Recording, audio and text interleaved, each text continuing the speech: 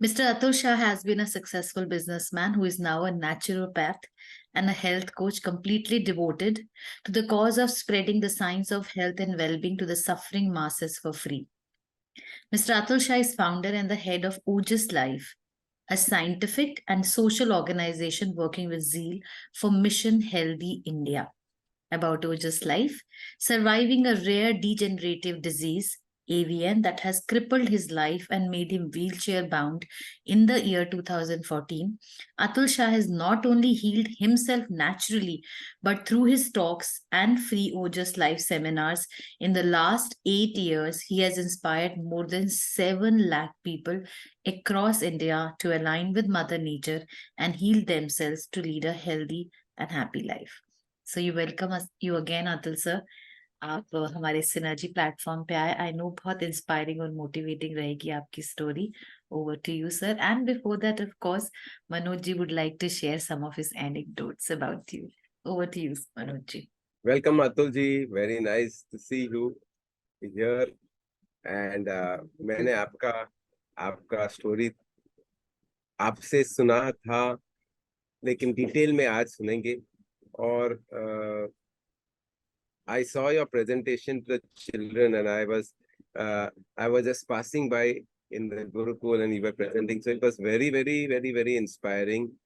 Beautifully you were expressing, and I could see कि हमारे जो बच्चे हैं इतने they were so much engrossed listening to you. So I am sure कि सभी लोग आज वैसा ही रहेंगे। And मैं सबको बोल रहा हूँ कि take the best benefit. I know Atul ji one-to-one very recently, लेकिन उनके बारे में मैंने बहुत सुना है। I have met many people from Ojas Life in Dehri Ashram. उनका अजय भाई ने बहुत से कार्यक्रम रखा है। Through Ajay Bhai, I got to know about Ojas. Meena Bindal also spoke about Ojas. And I think 1-2 years back, we had one synergy with Kapil ji from Ojas, right? His full name is? Yes, Kapil Pathak. Kapil Pathak. He presented it very nice. I yet remember. And I took some tips from him on that day also. And personally imbibing that whatever. So I'm sure आज भी आपसे everyone will learn, but I am the first one I will learn and implement in my life. So every time I keep on learning. We had a natural person who lives naturally, of course, Ellie Tom on our synergy couple of times, and of course I will ask about. आपने सुना है उनका नाम Atul ji? Ellie Tom. Yes. We Yes, had one of our events. Okay. तो उनके बारे में भी कभी ना कभी बीच में क्वेश्चंस आंसर्स आएंगे तो मैं क्वेश्चन पूछूंगा। But I think right now I just allow Atul ji to present whatever he has to present in the area of health. First of all, गुरु जी को सत नमन एंड इस प्लेटफॉर्म पर मुझे बुलाने के लिए thank you so much. And आज सभी हमारे पार्टिसिपेंट्स को धनतेरस के अवसर पर बहुत बहुत शुभकामनाएं। और मुझे लगता है कि धनतेरस के दिन जो सबसे प्रेशियस गिफ्ट अगर हमारे लिए कोई हो सकता है या सबसे प्रेशियस इन्वेस्टमेंट हमारा कोई हो सकता है, so that is our health. And आज मुझे ये ताजुब हो रहा है देखकर कि आज हमारे साथ 130 प्लस 150 प्लस लोग जुड़े हुए। मुझे बिल्कुल उम्मीद नहीं थी कि आज इतने बड़े फेस्टिव के दिन पर हमारे साथ कोई लोग भी जुड़ेंगे, लेकिन इतनी संख्या में लोग जुड़े हैं। एंड इसका सीधा मतलब है कि आज आप सभी लोगों ने अपने आप को सबसे प्रेशियस गिफ्ट या इन्वेस्टमेंट जो है आपके समय का आज का जो इन्वेस्टमेंट है, ये सबसे बड़ा फ्रूटफुल इन्वेस्टमेंट होगा आप सभी लोगों के लिए। सो धन बरसने वाला है हेल्थ के बारे में, स्वास्थ्य में। बिल्कुल धन का like to share the screen. आज की शुरुआत जो है कुछ नेचर के नियमों को, सब प्रिंसिपल्स ऑफ नेचर को पहले समझ लेते हैं। बिकॉज अगर हम हेल्थ के सब्जेक्ट पे बात कर रहे हैं, सो ये बहुत इंपॉर्टेंट है कि हमें पता हो कि नेचर के लॉस क्या है। एंड मैं हर बार एक ही बात कहता हूँ कि हमें अपनी बॉडी पे काम करने की बिल्कुल आवश्यकता नहीं है। ये जो है हमारी बॉडी जो है एक परफेक्ट मैकेनिज्म है, और ऊपर वाले ने इसे डिजाइन करने में, नेचर ने इसे डिजाइन करने में कोई भी मिस्टेक्स नहीं रखी है। और सबसे अच्छी बात यह है हमारी बॉडी की कि हमारा बॉडी कभी भी बीमार होने के लिए डिजाइन नहीं हुआ है। और अगर इन केस किसी भी कारण से अगर ये बीमार हो जाता है, so our body is design to heal itself. और अगर ये सेल्फ या ऑटोमेटिक रिपेयरिंग मशीन है तो फिर हम बीमार क्यों हैं? और इसी का जो जवाब है इस आज के इस सेमिनार के माध्यम से मैं आप लोगों से शेयर करना चाहूंगा। सबसे पहली बात जो है कि हमारा भोजन ही हमारी औषधि है, मेडिसिन है। Our food is our medicine. और जब मैं फूड की बात करता हूँ, so you always think about what we eat from our mouth, but हमारी बॉडी जो है वो 5 डिफरेंट फूड की नीड होती है हमारी बॉडी को। और हमारी बॉडी जो है वो 5 डिफरेंट फूड से डिजाइन हुई है। आज सबसे पहले हम अपनी बॉडी के 5 डिफरेंट फूड को देख लेते हैं। सबसे पहले सबसे ऊपर है the food what we eat, and that is पृथ्वी तत्व, earth element. Second food without which we cannot survive is water. The third food without which there is no life possible on this planet, and that is sunlight. Sun is life. And the fourth food is what we breathe, यानी हम जो oxygen लेते हैं, हम जो सांसें लेते हैं, वो हमारा चौथा फूड है और उसके बिना भी हम जी नहीं सकते। And the fifth food is space. हमारी बॉडी में अगर स्पेस ना हो ब्लड सर्कुलेशन के लिए, ब्रीथ करने के लिए या डाइजेशन के लिए, so we cannot survive. So without space there is no life possible. And ये जो एलिमेंट है, लास्ट एलिमेंट, ये मिलता है फास्टिंग करने से। और आज के सेमिनार पे मैं कुछ चीजों पे फोकस करना चाहता हूँ। बहुत ज्यादा बाकी की चीजों को हम एलोबरेट नहीं करेंगे, बट आज हम सिर्फ हमारे जो डिजीज है उसके रूट कॉज को फोकस करेंगे। और सिर्फ बीमार लोग हो और उनके लिए मेरा सेमिनार हो ऐसा नहीं है बिल्कुल, बल्कि सभी लोग जो आगे फ्यूचर में बीमार नहीं होना चाहते उनके लिए भी, और जो लोग ऑलरेडी किसी डिजीज से सफर कर रहे हैं उन सभी लोगों के लिए भी आज का सेमिनार उतना ही इम्पोर्टेंट है और आज की नॉलेज उतनी ही ज्यादा यूजफुल होगी आप सभी लोगों के लिए। सबसे पहले हम बात करते हैं कि इस पृथ्वी पर जितने बर्ड्स एंड एनिमल्स हैं, ये सभी लोग हेल्दी लाइफ जीते हैं और इनको ना डॉक्टर्स की जरूरत पड़ती है, ना मेडिसिन की जरूरत पड़ती है, ना ही किसी प्रकार की इनको इमरजेंसीज आती है। और आपने अगर कभी भी किसी एनिमल को बीमार देखा हो तो जरूर इंसान के बीच रहते होंगे या इंसान के घरों में रहते होंगे और इंसान का दिया हुआ खाना खाते होंगे। वरना नेचर में रहने वाले कोई भी बर्ड्स एंड एनिमल्स को डॉक्टर और मेडिसिन की जरूरत नहीं पड़ती और वो बीमार नहीं पड़ते। Why? The only reason behind is they live with nature and they eat all from the nature. यानी मदर नेचर यानी माँ प्रकृति, माँ के साथ रहते हैं और माँ के हाथों का दिया हुआ खाना खाते हैं।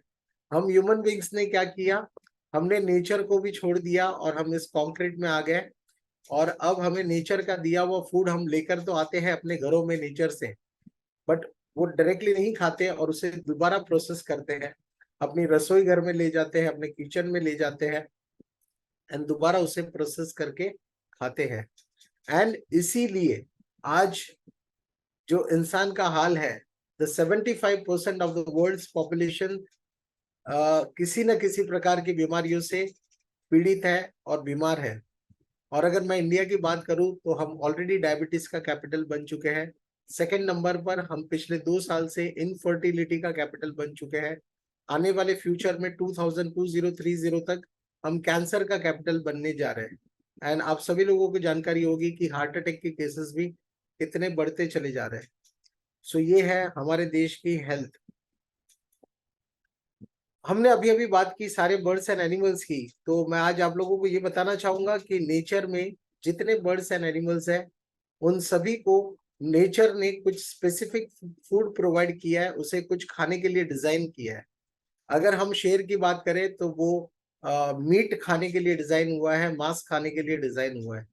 अगर काऊ की बात करें तो वो ग्रास खाने के लिए डिजाइन हुई है। तो कुछ एनिमल्स जो है वो नॉन वेजिटेरियंस है, कुछ एनिमल्स जो है वेजिटेरियंस है, but then still vegetarian animals में भी कुछ एनिमल्स, कुछ बर्ड्स ऐसे हैं जो सिर्फ ग्रेन्स खाते हैं, दाने खाते हैं। और आपके घर पे अगर आसपास कोई पिजन हो, कबूतर आते हो, तो आप उनको प्रयास कीजिए कि दानों के अलावा अपने घर से फ्रूट खिलाने का कोशिश कीजिए, प्रयास कीजिए, एंड वो नहीं खाएंगे। सो कुछ बर्ड्स जो है वो ग्रेन्स खाने के लिए डिजाइन हुए हैं, कुछ बर्ड्स जो है वो फ्रूट्स खाने के लिए डिजाइन हुए हैं, कुछ बर्ड्स जो है वो दूसरे अन्य जीवों को खाते हैं, सांप को या मछली को मार के खा जाते हैं, और कुछ बर्ड्स जो है वो कीड़े मकोड़े, इंसेक्ट्स को भी खाते हैं। सो नेचर ने सभी बर्ड्स एंड एनिमल्स को डिफरेंट डिफरेंट फूड्स को खाने के लिए डिजाइन किया है। एंड आज मेरा सवाल आज आप सभी लोगों से है जो आज मुझे देख रहे हैं, सुन रहे हैं, कि आपके सामने मैं कुछ ऑप्शंस रखता हूँ। नेचर ने जो फूड के ऑप्शंस दिए हैं इस पूरे प्लैनेट पे, जितने फूड के ऑप्शंस है, वेरियस डिफरेंट फूड के ऑप्शंस प्रोवाइडेड बाय नेचर, तो मैं आपके सामने वो ऑप्शंस रखता हूँ कि नेचर ने इसमें से हमें क्या डिजाइन किया है, क्या खाने के लिए डिजाइन किया है। और ये जो ऑप्शंस है ये आपके सामने है। आप मुझे बताइए इनमें से, अगर आप नेचर में है और आपके पास कुकिंग का प्रोविजन नहीं है, नेचर ने जैसे प्रोवाइड किया है एज इट इज आपको खाना हो, तो इनमें से सबसे पहली चीज कौन सी है जिसको देखकर आपका माउथ जो है वाटरिंग करेगा? आप सभी लोगों के जवाब जो है आने शुरू हो गए हैं, and everybody has the same answer, and that is fruits.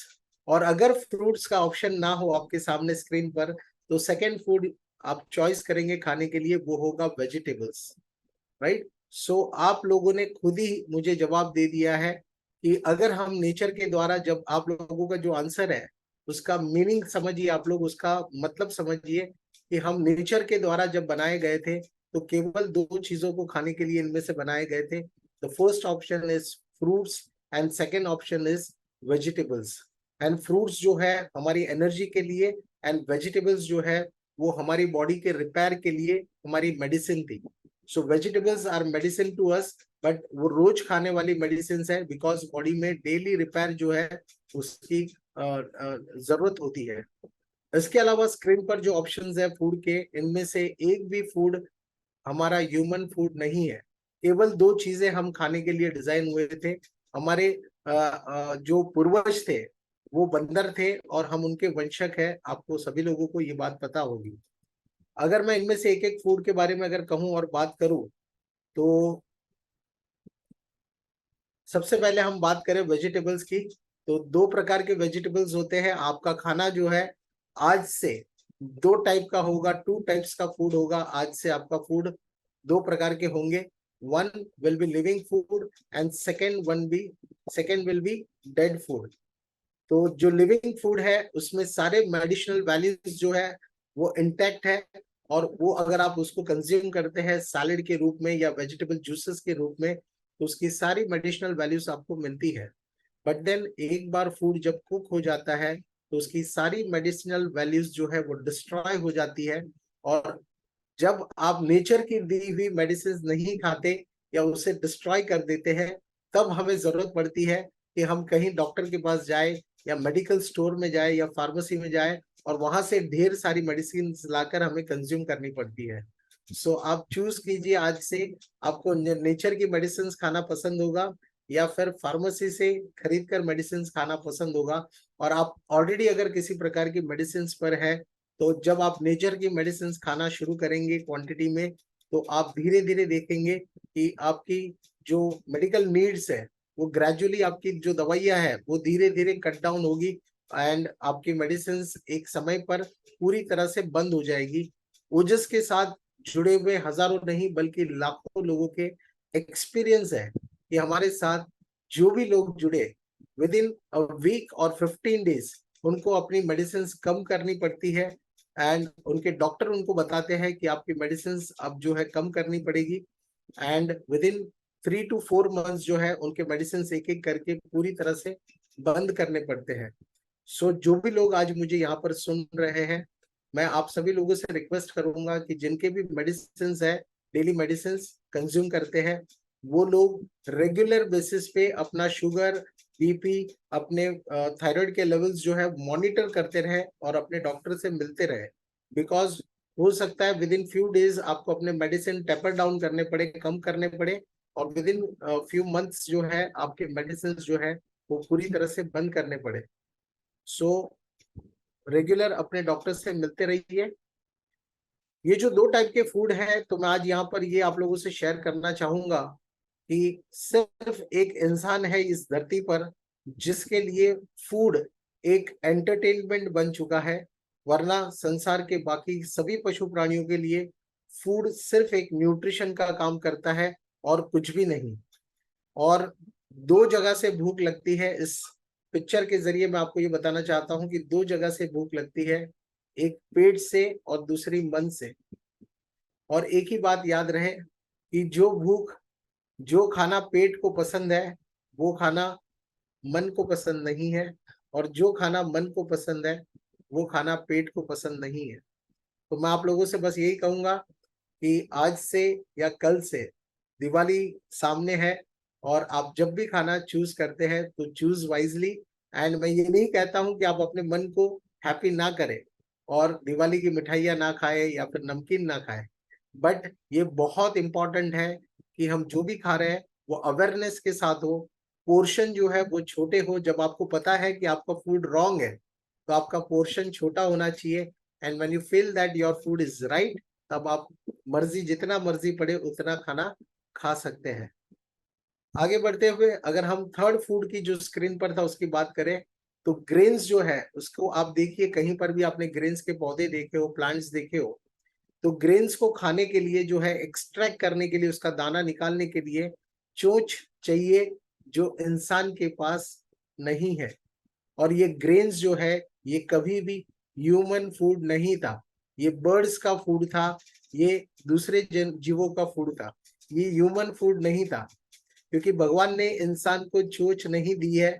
और बट इंसान ने अपनी स्मार्टनेस से सारे मशीन्स डेवलप किए, और ये ग्रेन्स के दाने एक्सट्रैक्ट करना इंसान ने स्मार्टली इसे जो है सीख लिया, और साथ ही साथ इसका आटा बनाकर इसकी रोटी बनाना भी सीख लिया, वरना इंसान कभी भी ग्रेन्स को नहीं खा पाता। इंसान की लाइफ में अगर ग्रेन्स नहीं होते तो इंसान को कभी भी जिंदगी में टूथब्रश करने की आवश्यकता नहीं होती। विचार कीजिए, इस धरती पे केवल एक इंसान है, मनुष्य है, जिसको अपने दांतों की सफाई करनी पड़ती है, और दिन में 2 बार ब्रश करके भी हम अपने दांतों को सड़ने से नहीं बचा पाते। मैं ये हरगिज नहीं कहना चाहता हूं कि हमें ब्रश नहीं करना चाहिए। ब्रश नहीं करेंगे तो आपके दांत 2-3 महीने में सड़ जाएंगे, और ब्रश करेंगे तो कम से कम 5-7 साल में कोई कोई दांत एक एक करके खराब होते रहेगा। बट हमारी फूड जो है उसमें हमने दूसरे एनिमल्स का फूड जो है इंक्लूड किया, और यही इंसान के बीमार होने का सबसे बड़ा रीजन है, सबसे बड़ा कारण है। और ग्रेन्स का इंटेक जो है वो आप मिनिमाइज कीजिए, जितना कम करेंगे। आपके फूड हैबिट्स देखिए, आप अगर 4 रोटी खाते हैं तो उसको इमीडिएटली कट डाउन कीजिए 2 पर, और सब्जी 1 कटोरी खाते हैं तो उसकी जगह पे 2 कटोरी खाइए, या 3 कटोरी सब्जी ले लीजिए, ये चलेगा। सो सब्जी को बढ़ाना है और ग्रेन के इंटेक को कम करना है। मिल्क की अगर मैं बात करूं तो स्क्रीन पर आपके सामने 2 पिक्चर्स मैंने डिस्प्ले किए हैं। ऊपर एक पिक्चर है एक पढ़े लिखे इंसान का, और नीचे एक पिक्चर है अनपढ़ बच्चे का, जो पूरी तरह से अनएजुकेटेड है। सो आप स्वयं मुझे जवाब दे सकते हैं या अपने आप को जवाब दे सकते हैं कि इन दोनों पिक्चर्स में से आपको कौन सा पिक्चर जो है वो नेचुरल नजर आता है।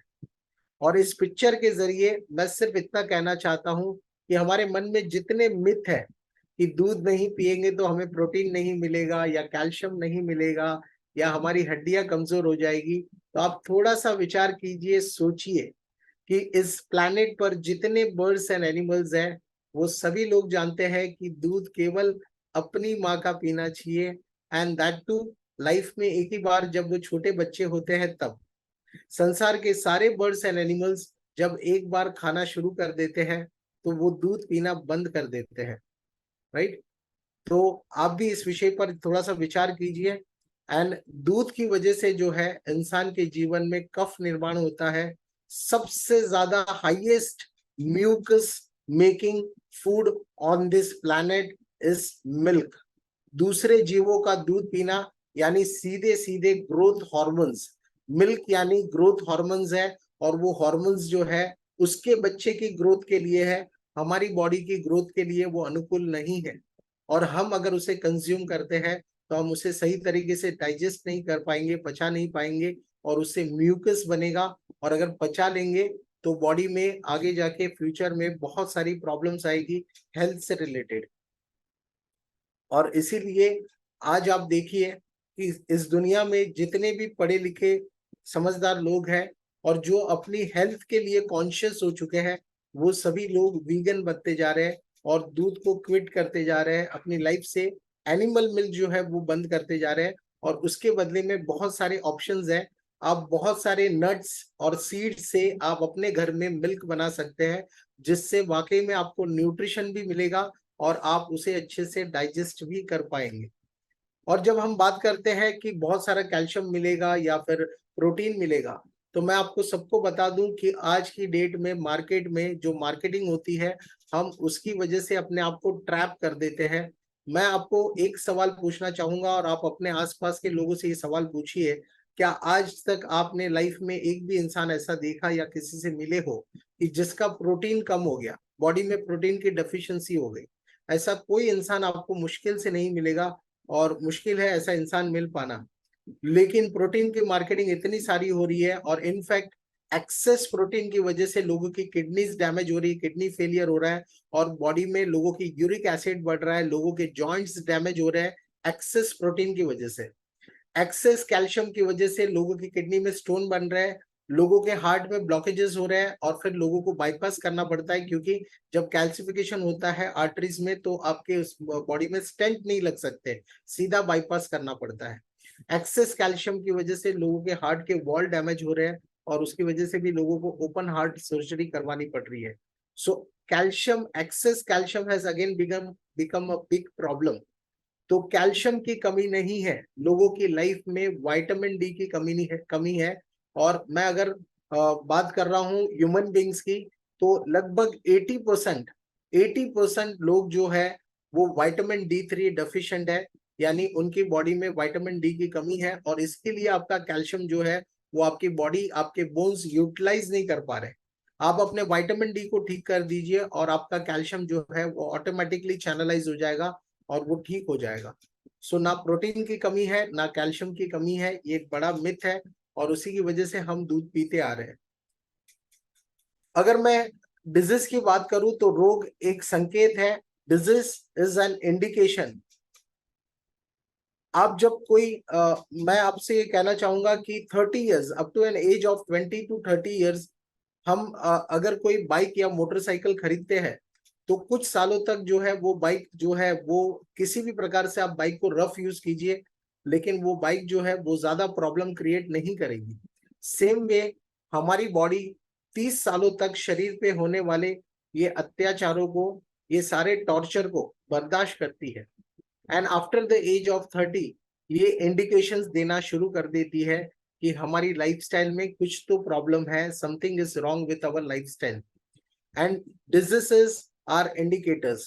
अगर आपके जीवन में डायबिटीज है, बीपी है, घुटनों के दर्द है, थायराइड है, या किसी भी प्रकार की कोई भी बीमारी है, तो ये एक लक्षण है, इंडिकेशन है कि शरीर पे होने वाले अत्याचारों की सीमा समाप्त हो रही है। और ये इंडिकेशंस 3 कैटेगरीज में डिवाइड कर सकते हैं, और मैं आपको कैटेगरीज बता देता हूं। प्री डिजीज इंडिकेशन, डिजीज अगर आपके जीवन में बीमारी है तो मैं आज आपको पहले प्री डिजीज इंडिकेशन बताता हूं, उसके बाद डिजीज आती है। एंड जब डिजीज आने के बाद भी हम काम नहीं करते अपनी लाइफस्टाइल पे, तो फाइनली ऑर्गेन फेलियर आता है। डायबिटीज वालों को सबको पता है कि जिनके जीवन में डायबिटीज है उनको हमेशा किडनी फेलियर का खतरा बना रहता है। जिनके जीवन में बीपी की प्रॉब्लम है, हाइपरटेंशन की प्रॉब्लम है, उन सभी लोगों को पता है कि आने वाले फ्यूचर में ब्रेन हेमरेज होगा या फिर हार्ट फेलियर होगा। सो हर डिजीज, हर बीमारी का फ्यूचर कॉम्प्लिकेशन होता है, और वहां कोई ना कोई ऑर्गेन फेलियर उसके साथ कनेक्टेड होता है। सो आज मैं आपको pre disease, disease and organ failure, तो आज मैं आपको प्री डिजीज इंडिकेशंस बताता हूं।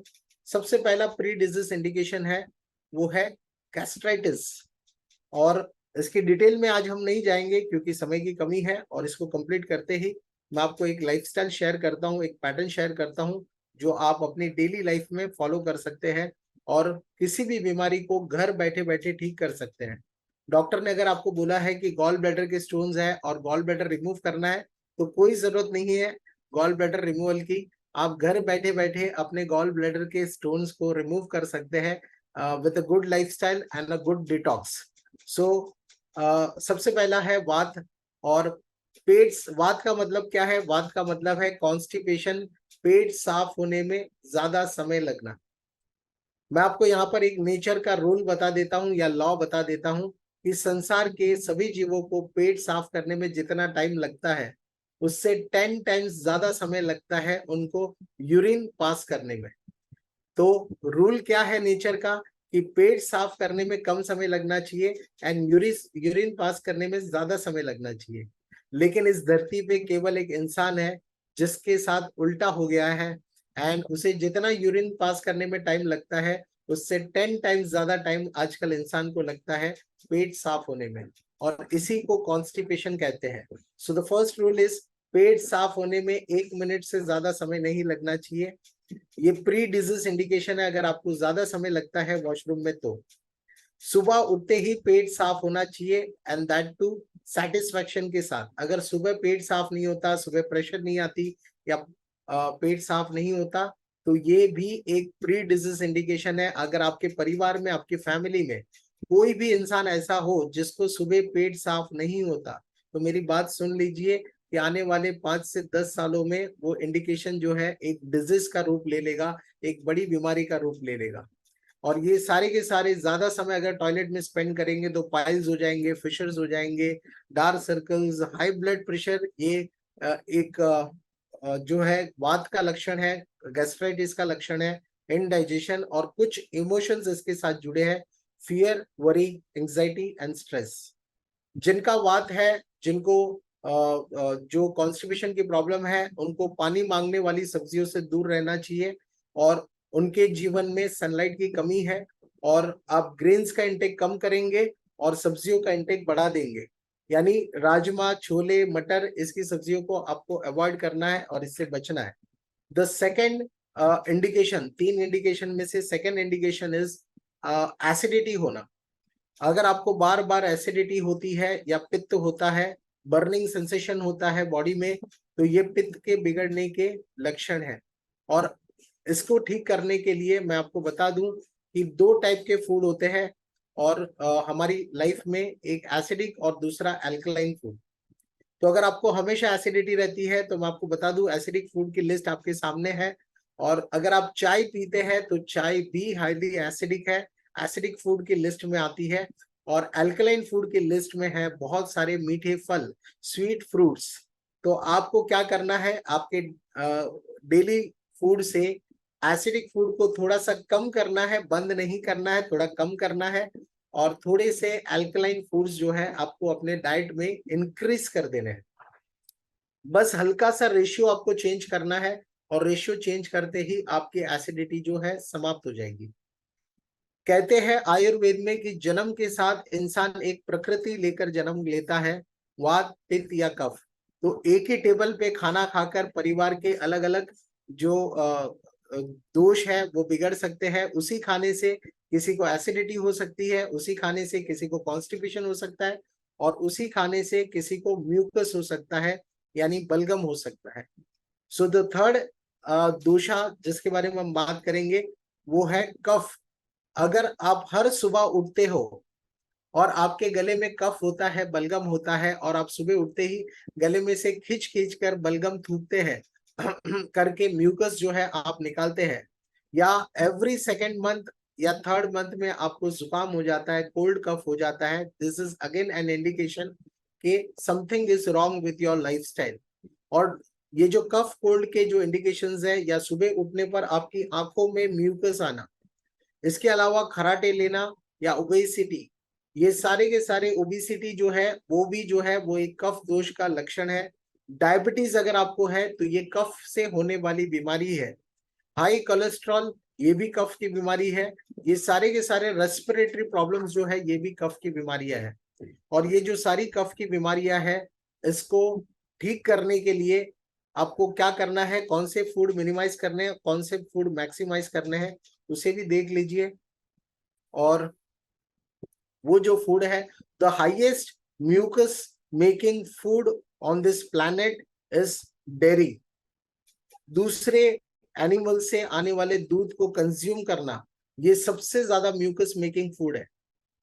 आप सोचिए, विचार कीजिए, जन्म के बाद बच्चा जो है माँ के दूध के बाद किसी और अन्य जीव का दूध नहीं पीना चाहता। उसके सिक्स सेंस इतने पावरफुल होते हैं, उसके नेचुरल इंस्टिंक्ट इतने पावरफुल होते हैं कि शुरुआत में जब आप उसको दूसरे जीवों का दूध पिलाते हैं तो उल्टी करता है, मुंह फेर लेता है, रोने लगता है एंड वॉमिटिंग करता है, लेकिन फिर भी हम उसको दूध पिलाते रहते हैं। और वो छोटा सा बेचारा बच्चा जब दूध को नहीं पचा पाता, और इसीलिए भारत में छोटे बच्चों की नाक अक्सर बहती रहती है म्यूकस से। तो highest mucus making food on this planet is animal से आने वाले जो डेयरी उत्पादन है, दूध, दही, छाछ, घी, मक्खन, चीज, ये सभी चीजों से जो है वो म्यूकस फॉर्म होता है। और जो उसका विपरीत भोजन है, जो उसका अपोजिट फूड है, जो हमारी बॉडी के लिए म्यूकस को क्लीन करने वाला फूड है, म्यूकस को रिमूव करने वाला फूड है, that is vitamin C rich food. Vitamin C rich food की लिस्ट में खट्टे फल तो आते हैं, केवल खट्टे फल नहीं होते हैं, बल्कि उसके साथ बनाना, केले बहुत विटामिन सी रिच होते हैं। नारियल पानी में विटामिन सी ज्यादा होती है, ब्रोकली में होती है, बेल पेपर्स में होती है, कुकुम्बर में होती है। कुकुम्बर अगर आप ककड़ी खाते हैं तो उसमें भी बहुत ज्यादा विटामिन सी होता है। और इसीलिए आप लोगों ने सुना होगा अक्सर लोगों को कहते हुए, कल मैंने ककड़ी खाई थी और मुझे जुकाम हो गया, कल मैंने केले खा लिए थे और आज मुझे जुकाम हो गया। तो मैं आपसे शेयर करना चाहूंगा, this is the biggest myth of human beings, कि दुनिया का कोई भी फ्रूट या वेजिटेबल कभी भी कफ या म्यूकस नहीं बना सकती। ये बेचारे म्यूकस क्लीनिंग फूड है। और जब ये आपकी बॉडी में जाते हैं तो आपने जितना चाय पी पी के, दूध की मिठाई खा खा के जितना म्यूकस अपनी बॉडी में इकट्ठा किया है, स्टोर किया है, ये उसको रिमूव करती है, ताकि आप फ्यूचर में उस म्यूकस की वजह से बीमार ना हो जाए। सो ये 3 प्रकार के दोषास थे जो आपको अपनी केयर करनी चाहिए और इसे बैलेंस करना चाहिए। देर होने से पहले आप मदद कर सकते हैं। सबसे पहले अपनी मदद करें और उसके बाद अपने परिवार की। और लास्ट स्लाइड, कि अगर आप चाहते हैं कि आपको मैं एक दिनचर्या शेयर करूं कि आपका डे पूरा कैसा होना चाहिए, तो उसे एक नजर देख लीजिए। और इसके बाद जो है हम तुरंत आपके सवालों की तरफ शुरुआत कर सकते हैं। सो 5 सिंपल स्टेप्स में आप ओजस लाइफ को अपने जीवन में ला सकते हैं। 14 आवर्स ऑफ वाटर फास्टिंग, रात्रि के the last meal of your day, from the last meal of your day to the first meal of your day, जो रात का गैप होता है जब आप सोते हैं, तो ये गैप जो है फूड का 14 आवर्स अगर आप मेंटेन कर सकते हैं तो बहुत अच्छी बात है। 14 आवर्स का गैप 2 मील्स के बीच, रात्रि के आखिरी भोजन से लेकर सुबह के ब्रेकफास्ट तक में। यानी अगर रात को 9 बजे आप खाना खाते हैं तो सुबह 11 बजे आप अपना ब्रेकफास्ट ले सकते हैं। अगर शाम को 7 बजे आप अपना खाना खा लेते हैं तो सुबह 9 बजे आप अपना ब्रेकफास्ट ले सकते हैं। 14 घंटे का गैप मेंटेन करने का प्रयास करें, क्योंकि रात को जब हम सोते हैं तब हमारी बॉडी में क्लीनिंग होती है, सफाई का काम होता है, डिटॉक्स का काम होता है। एंड ये फास्टिंग आपका जितना गैप लंबा होगा उतने आपके बॉडी में क्लीनिंग का काम बेहतर और ज्यादा होगा। 60 minutes of sun bathing every week, हर हफ्ते में आपको बैक को एक्सपोज करके धूप में बैठना है। संसार के सारे बर्ड्स एंड एनिमल्स अपनी बैक को सन से कनेक्ट करके रखते हैं, और बैक को सनलाइट से कनेक्ट करने का मतलब है बॉडी में विटामिन डी को प्रोड्यूस करना और हेल्दी लाइफ की तरफ आगे बढ़ना। सो 60 मिनट्स के लिए आपको हर हफ्ते में धूप लेनी है। डेली 10 to 20 मिनट्स आप बैठ सकते हैं, या फिर हफ्ते में 2 बार 30 मिनट्स बैठकर भी आप ये होमवर्क कंप्लीट कर सकते हैं। और थर्ड स्टेप जो मैं आप सभी लोगों को मैं जो फॉलो करता हूं वो है, मैं अपना सुबह का ब्रेकफास्ट जो है वो सिर्फ और सिर्फ फ्रूट्स खाता हूं और कुछ भी नहीं। सो आपको भी अगर अच्छा लगे और आप चाहते हैं कि आप हेल्दी रहे, तो आपको मैं यही रिक्वेस्ट करूंगा कि आप अपनी पूरी फैमिली से सबसे पहले बात करें। आज का ये जो प्रेजेंटेशन है, आज का जो ये सिनर्जी है, आप अपने परिवार के साथ शेयर करें, उनको भी ये आज का पूरा नॉलेज शेयर करें और उनको भी बात करें कि क्या हम कल से सुबह का ब्रेकफास्ट, पूरी फैमिली का ब्रेकफास्ट चेंज कर सकते हैं और सुबह एक टाइम घर में चूल्हा ना जले और सभी लोग फ्रूट्स एंड वेजिटेबल जूसेस ले सुबह के ब्रेकफास्ट में।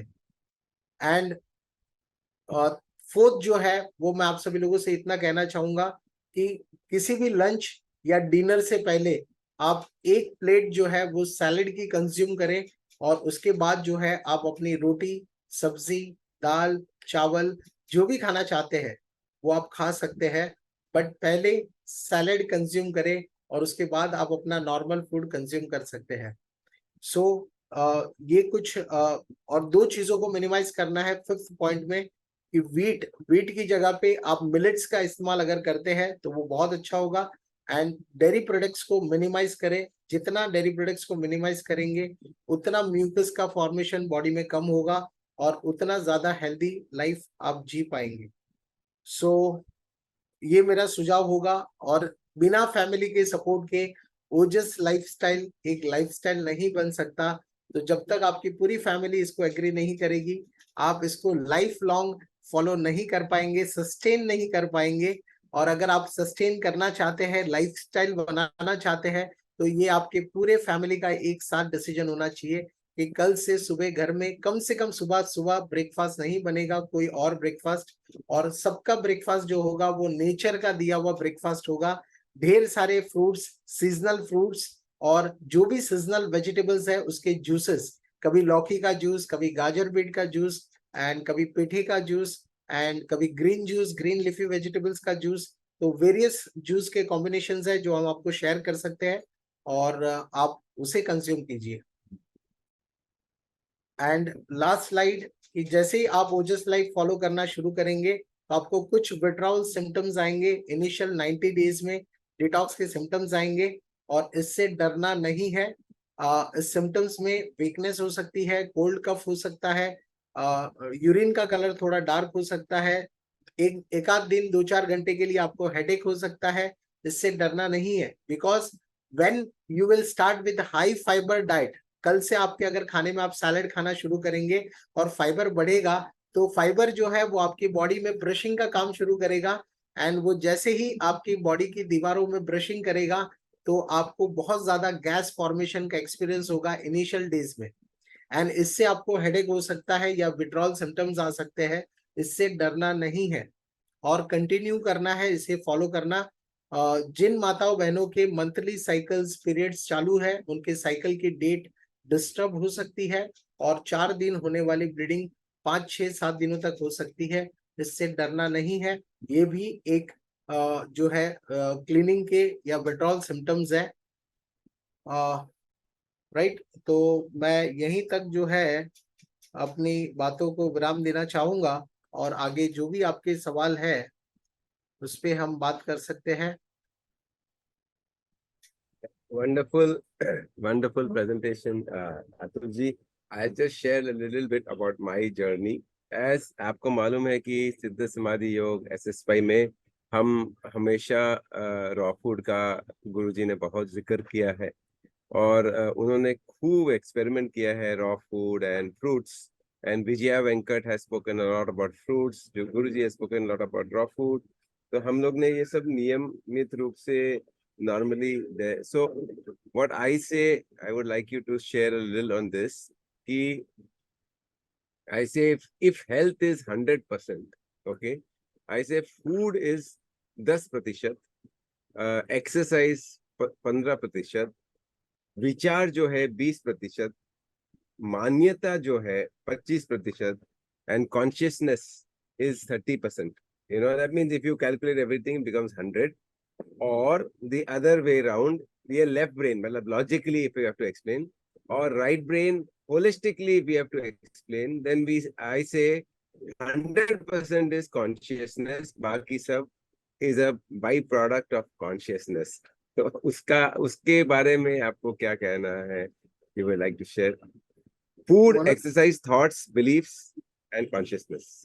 मनोज जी, यहाँ पर मैं क्षमा चाहूंगा, लेकिन यहाँ पर मेरा विचार जो है थोड़ा सा अलग हो जाएगा आपसे और सभी ऐसी No, बातें no करने। problem.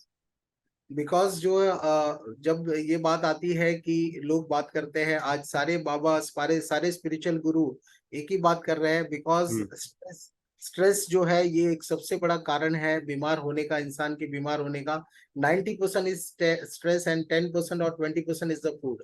बट देन मेरी मान्यता यहाँ पे अलग इसलिए होती है, बिकॉज मैं जब भी कोई क्वेश्चन मेरे पास आता है तो मैं नेचर को देखता हूँ और नेचर को देखकर मुझे सारे आंसर्स मिलते हैं।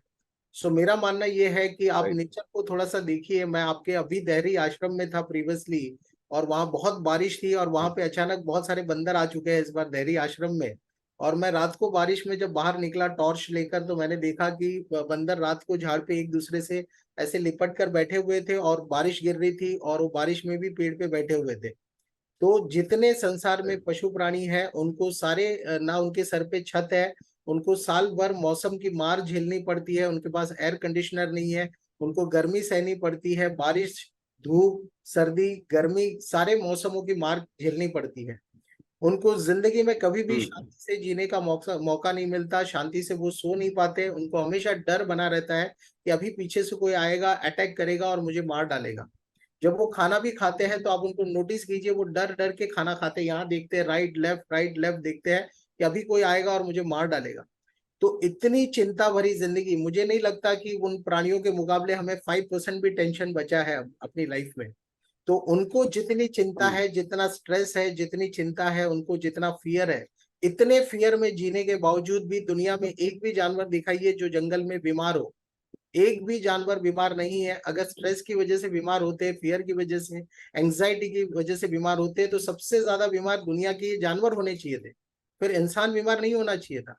और अगर हम बीमार है तो मेरा मानना यही है, इट इज मैक्सिमम जो मेजर कॉज है वो हमारा फूड है जो हम मुंह से अंदर लेते हैं। और साथ ही साथ मैं ये नहीं डिनाई करूंगा कि हमारे विचार भी है, लेकिन विचारों का फूड जो है वो हम एनर्जी को सही तरीके से अगर चैनलाइज करें तो स्ट्रेस लेना भी एक हेल्दी साबित हो सकता है। स्ट्रेस लेने के भी बहुत सारे बेनिफिट्स हो सकते हैं।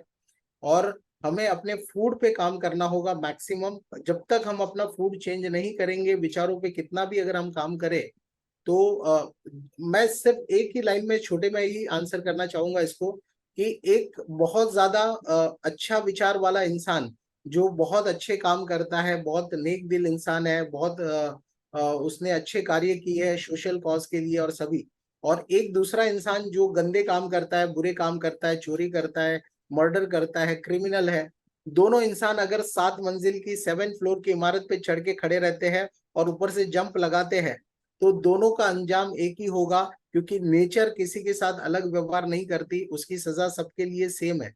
तो मेरा मानना यही है कि मैक्सिमम जो है हमें अपने फूड पे काम करना चाहिए। और फूड सिर्फ वो नहीं है हम जो मुंह से खाते हैं, sunlight is also our food, breathing is also our food. तो ये पांचों फूड पे हमको साथ ही साथ काम करना चाहिए। और आज के सेमिनार में जो सबसे इंपॉर्टेंट मिसिंग फूड है ह्यूमन लिस्ट में, दैट इज सनलाइट। तो आप सभी लोगों से, आज सुनने वालों से यही रिक्वेस्ट होगी कि सबसे ज्यादा काम सनलाइट पे कीजिए, और सनलाइट को ठीक करते ही आपकी 50% बीमारियां तो वैसे ही ठीक हो जाएगी।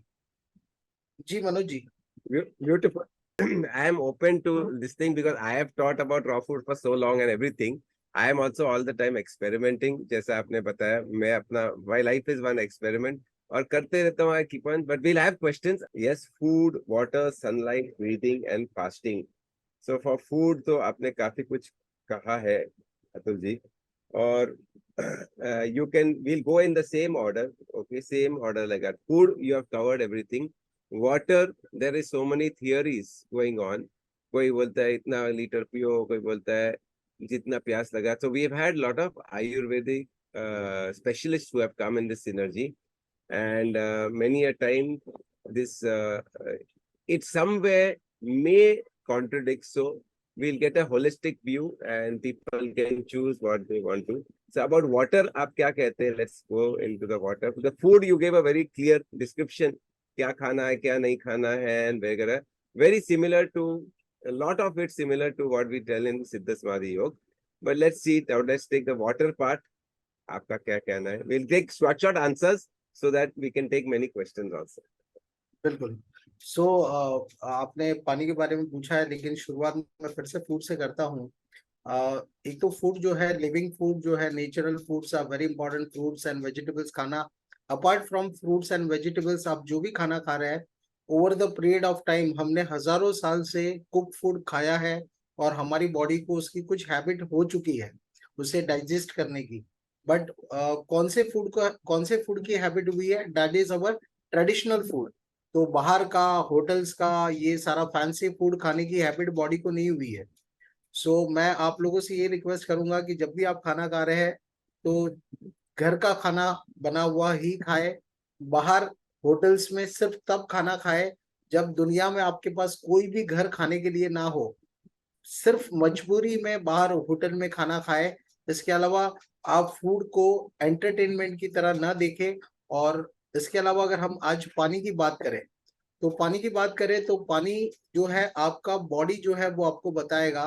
बिकॉज अगर आप किसी दिन अगर किसी गर्म जगह पे है, किसी रेगिस्तान में है, तो आपका body every half an hour में, एवरी 10 मिनट्स में आपसे पानी मांगेगा, और एक बॉटल पानी आप पियेंगे, और दिन भर में 1-1 घंटे में 1-1 लीटर पानी पियेंगे, और फिर भी आपकी प्यास नहीं बुझेगी।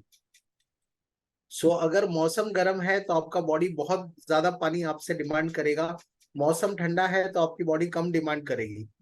सो एज पर एनवायरमेंट, आप जहां पर भी है वहां का कैसा एनवायरमेंट है, तो आपकी बॉडी खुद आपको बताएगी कि आपको कितना पानी पीना चाहिए। Anything in excess is not good to our body. तो कुछ भी ज्यादा पी रहे, तो आप एक्सेस वाटर पी रहे, तो वो भी हमारी हेल्थ के लिए या हमारी किडनीज के लिए अच्छा नहीं है, वो उनपे एक्स्ट्रा बर्डन है। सो आपको ये देखना है कि आपके यूरिन का कलर जो है वो light yellow colour, pale yellow colour, बिल्कुल पानी पानी ना निकले, और हल्का सा पीलापन हो, लाइट येलो कलर, एकदम लाइट पेल येलो कलर हो। और आपको अगर फिर भी मेरी बात समझ में नहीं आ रही है, तो मैं आपको बता दूं कि आजकल बहुत ज्यादा लोगों का पानी वाटर कंजप्शन कम हो रहा है, और इसकी वजह से भी लोगों को बीमारियां हो रही है। सो आपके 2 मील के बीच में अगर आप ग्रेन्स इनटेक कर रहे हैं, खाना खा रहे हैं, रोटी खा रहे हैं, चावल खा रहे हैं, तो उन चावल को, रोटी को पचने में कम से कम 5 से 6 घंटे लगते हैं पेट को खाली होने में। उससे जल्दी वो खाना पच नहीं सकता। और 4-5 घंटे के तक अगर आपको बीच में बार बार भूख लगती है, हर घंटे में आप कुछ खाना ढूंढते हैं, बार बार खाना खा लिया आपने, पेट भर लिया, फिर भी हर घंटे आपको भूख लग रही है, तो आप समझ जाइए आपका प्रोग्राम में मिस्टेक हो गया है, कुछ गड़बड़ हो गई है। एंड आपको जब भूख लगती है, आपको जब प्यास लगती है, तो आपको लगता है कि मुझे भूख लग रही है। सो खाने के बीच में जो बार बार भूख लग रही है वो भूख नहीं है, एंड दैट इज जो है वो पानी की प्यास है। तो आपको हर 2 खाने के बीच में जो है वो कम से कम 4 गिलास पानी जो है वो कंज्यूम करना चाहिए। और आप मेरी इस बात को आप ध्यान से कल से प्रैक्टिस कीजिए। और अगर आपको हर घंटे में भूख लगती है, तो जैसे ही आपको भूख लगे, खाना खाने के बाद 1 घंटे के बाद फिर से भूख लगी, तो आप जाके 1 गिलास भर के पानी पी लीजिए, और आपकी जो आपको पता चलेगा कि वो भूख नहीं थी, वो प्यास थी। तो आप दिन भर में पर्याप्त अमाउंट में पानी पीते रहिए, लेकिन वो आपका बॉडी आपको बताएगा। तो मैं आपको नाप तौल के नहीं बता सकता कि 2 लीटर, 4 लीटर, 6 लीटर पानी आपको पीना चाहिए, लेकिन आपको फोकसली जो है अपनी बॉडी को कल से ऑब्जर्व करना पड़ेगा, और आपको खुद पता करना पड़ेगा कि आपका वाटर इनटेक कम है या एक्सेस है, और अकॉर्डिंगली आपको कम ज्यादा करना होगा। सो ये सब कुछ प्योरली एनवायरनमेंट पे और अपने खाने पे डिपेंड करता है। अगर आप तली हुई चीजें खाएंगे, बहुत ज्यादा फ्राइड फूड खाएंगे, तो आपका बॉडी का वाटर इनटेक जो है अचानक से आपके पानी की डिमांड बॉडी की बढ़ जाएगी। सो इट प्योरली डिपेंड्स कि आप कैसा खाना खाते हैं और कौन से एनवायरनमेंट में रहते हैं, कौन से वेदर में है, और अकॉर्डिंगली आप पानी का जो कंजप्शन कम ज्यादा कर सकते हैं। लेकिन कॉन्शियस होके पानी जरूर पीते रहिए। 2 मील के बीच में अगर आपने ग्रेन्स खाए हैं, तो कम से कम 4 गिलास बीच में पानी जो है होना चाहिए। और दिन भर में एक 8 से 10 गिलास या 12 गिलास के हिसाब से इस मौसम में जो है आपके 10-12 गिलास पानी होना चाहिए, अभी जो मौसम है उस मौसम में। जी, यस मनोज जी। So या तो आपने जो वेरी नाइस आंसर, जो हम AMC या एडवांस मेडिटेशन कोर्स में हमेशा मैं बोलता था, जब हम पूरे दिन ज्यादातर फ्रूट्स या जूसेस या कम खाने में गुजरते थे, तो I would always say that before you go for the next meal have a glass of water, check it is mostly out of pyas. We think it is hunger, but actually pyas hai. So it same story I would tell everyone. So that covers the water. Some people are asking alkaline water. So alkaline water के बारे में आपको कुछ छोटा सा कहना है? Because nowadays we have these alkaline, so much radicals and so many theories are there in terms of this alkaline water. Alkaline water के लिए बॉडी डिजाइन नहीं हुआ है और हमें अल्कलाइन वाटर की जरूरत नहीं है, बल्कि अल्कलाइन फूड की जरूरत है. Our body is designed to eat maximum alkaline food and not alkaline water. Alkaline water पीने के लिए आप 3 लाख 4 लाख का मशीन खरीदोगे और वो मशीन खरीदने के बाद जो रिजल्ट्स आपको 1 ईयर में मिलेंगे, 1 साल में अल्कलाइन पानी रोज पीने के बाद 1 साल में जो रिजल्ट आपको मिलेंगे, वो रिजल्ट अल्कलाइन फूड खाने से 1 वीक में मिलेंगे. 1 वीक ओनली. जो 1 साल में 3 लाख का मशीन लगाने के बाद 1 साल में रिजल्ट मिलेंगे, वो 1 वीक में मिलेंगे. बस आप अल्कलाइन फूड खाना शुरू कर दीजिए एंड अल्कलाइन वाटर की कोई जरूरत नहीं है. और हम अल्कलाइन वाटर पीने के लिए डिजाइन नहीं हुए हैं. नेचर के द्वारा बारिश का पानी जो होता है उसका पीएच होता है 5.5 और जो नदी में पानी बह के आता है मिट्टी से उसका पीएच होता है 7.1 7.2. तो बस इसी पीएच के पानी को हम पीने के लिए डिजाइन हुए हैं और हाई अल्कलाइन वाटर को पीने के लिए हमारा बॉडी डिजाइन नहीं हुआ है, बल्कि अल्कलाइन फूड खाने के लिए डिजाइन हुआ है. एंड अल्कलाइन फूड में all vegetables mostly 90% of them are alkaline and उससे ज्यादा अल्कलाइन होते हैं सारे फ्रूट्स. तो नेचर के द्वारा बनाए हुए fruits and vegetables are alkaline. When it comes to मटर जब आप फ्रेश लेते हो वेजिटेबल मार्केट से तो वो अल्कलाइन होते हैं, बट जब हम उनको स्टोर कर देते हैं तो वो एसिडिक बन जाते हैं. सो प्रोविजन स्टोर में मिलने वाली, ग्रोसरी स्टोर में मिलने वाली मैक्सिमम आइटम्स जो है वो एसिडिक है. एंड आपकी सब्जी मंडी में, फ्रूट मार्केट में मिलने वाले सारे फ्रूट्स एंड वेजिटेबल्स जो है वो अल्कलाइन है. ये बहुत सिंपल चार्ट है, आपको ज्यादा कंफ्यूज होने की आवश्यकता नहीं है. या yes Manoj ji. Beautiful. So now breathing में तो ऑटोमेटिकली प्राणायाम आता है, योगासनास आता है, एक्सरसाइज आता है and kriyas आते हैं. तो we are well familiar with pranayam and all that in SSY. And about fasting, you say, okay, Akash Tattva. So we met Ali Tom. So as you know that since 20 years, not though he's eaten food nor water, he just lives on those 5 Tattva. Prithvi, Jal, Agni, Vayu, Akash. Uske बारे में and next question in connection with that. Yeah. Okay.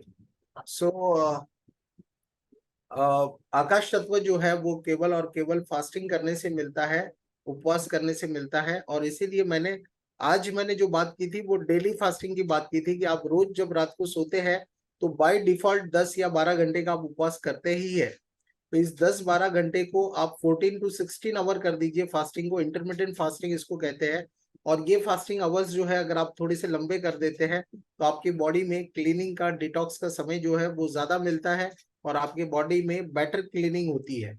So daily fasting is very good. आप weekly fasting plan कर सकते हैं. Week में एक दिन आप बॉडी को ऑफ दे सकते हैं, खाने से छुट्टी दे सकते हैं एंड आपका बॉडी उस दिन में सारे हीलिंग के काम करते रहे, डिटॉक्स के काम करते रहे, ताकि उस हफ्ते में आपने जो भी गड़बड़ की है खाने में और वो सारी गड़बड़ को जो है वो उसी वीक में कंप्लीट कर ले. साथ ही साथ हम लोग साल में एक बार लॉन्ग फास्टिंग का भी रेकमेंड करते हैं लोगों को कि साल में एक बार, जैसे आप घर में दिवाली की सफाई करते हैं ठीक वैसे ही हमारी बॉडी में भी साल में एक बार दिवाली की सफाई होनी चाहिए. एंड इसीलिए हिंदुओं में नवरात्र आता है, मुस्लिम में रोजा आते हैं, क्रिश्चियंस में लेंट फेस्टिवल आता है 50 डेज का फास्टिंग फेस्टिवल, और जैन लोगों में पर्यूषण आता है. सो हम सभी लोगों से ये रेकमेंड करते हैं कि साल में एक बार नींबू पानी पे या फ्रूट्स पे या फिर वाटर पे या एयर पे आपको फास्टिंग करना चाहिए, लॉन्ग फास्टिंग. और इसकी प्रैक्टिस जो है वो छोटे फास्टिंग से स्टार्ट करनी चाहिए और बॉडी को ट्रेन करना शुरू करना चाहिए. और अगर आपको एक टाइम खाना नहीं खाने से आपका सर दर्द होता है तो आप अभी नोट कर लीजिए कि आप उन लोगों में से एक है जिनके बॉडी में सबसे ज्यादा हेल्थ के इम्बैलेंसेस क्रिएट हो चुके हैं. जितनी बॉडी में तकलीफ ज्यादा होगी, इम्बैलेंसेस ज्यादा होंगे, उतना आपको फास्टिंग करने में प्रॉब्लम्स क्रिएट होगी, सर दर्द होगा, वॉमिटिंग जैसा होगा, गैस होगा, एसिडिटी होगा।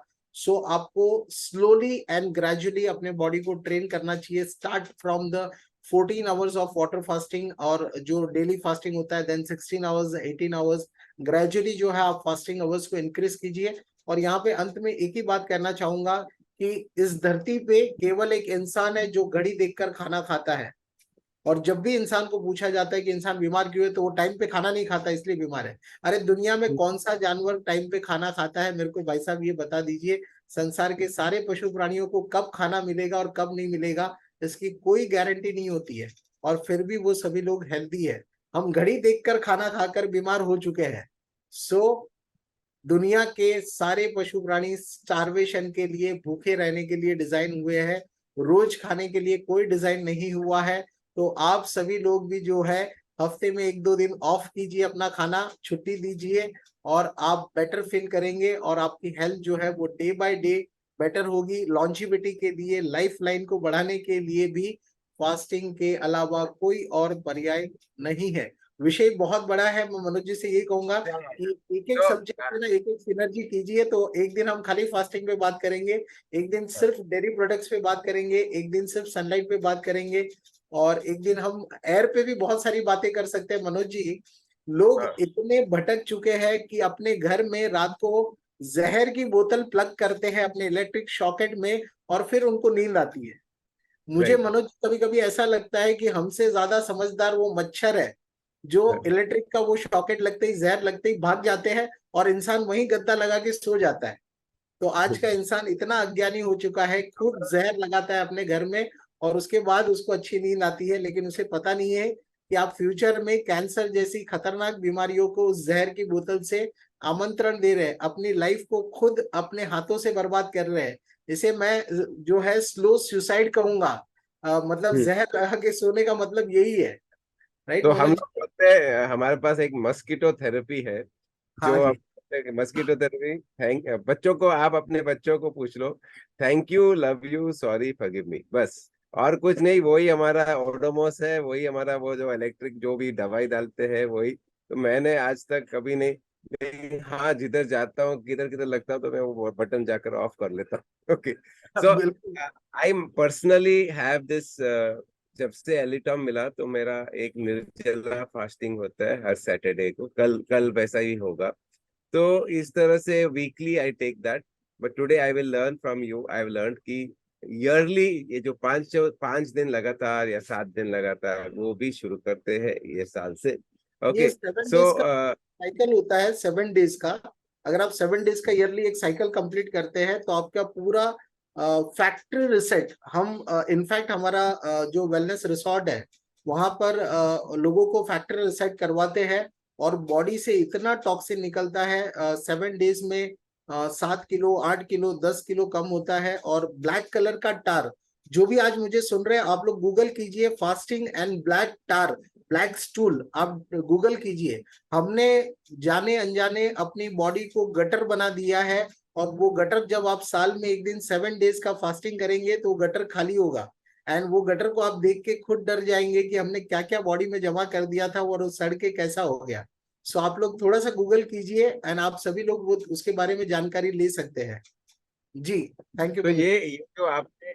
ये तो आपने जो बोला है अभी, 14 आवर्स इंटरमीडिएट फास्टिंग, इसमें क्या क्या ले सकते हैं? फॉर एग्जांपल पानी, या नारियल पानी, या ये ग्रीन जूस, पतला प्लेन ग्रीन जूस, ऐसा आता है? या जीरो है, मतलब कुछ नहीं लेना है इंटरमीडिएट में जो आप बोल रहे हो? क्योंकि 14 आवर्स या काफी लोगों को बोला, तो कोई कोई नींबू पानी बोलता है ठीक है, कोई नारियल पानी ठीक है, कोई ग्रीन जूस भी बोलता है ठीक है। तो liquid, any liquid which is okay in that 14-16 hours और whatever, according to you what it is?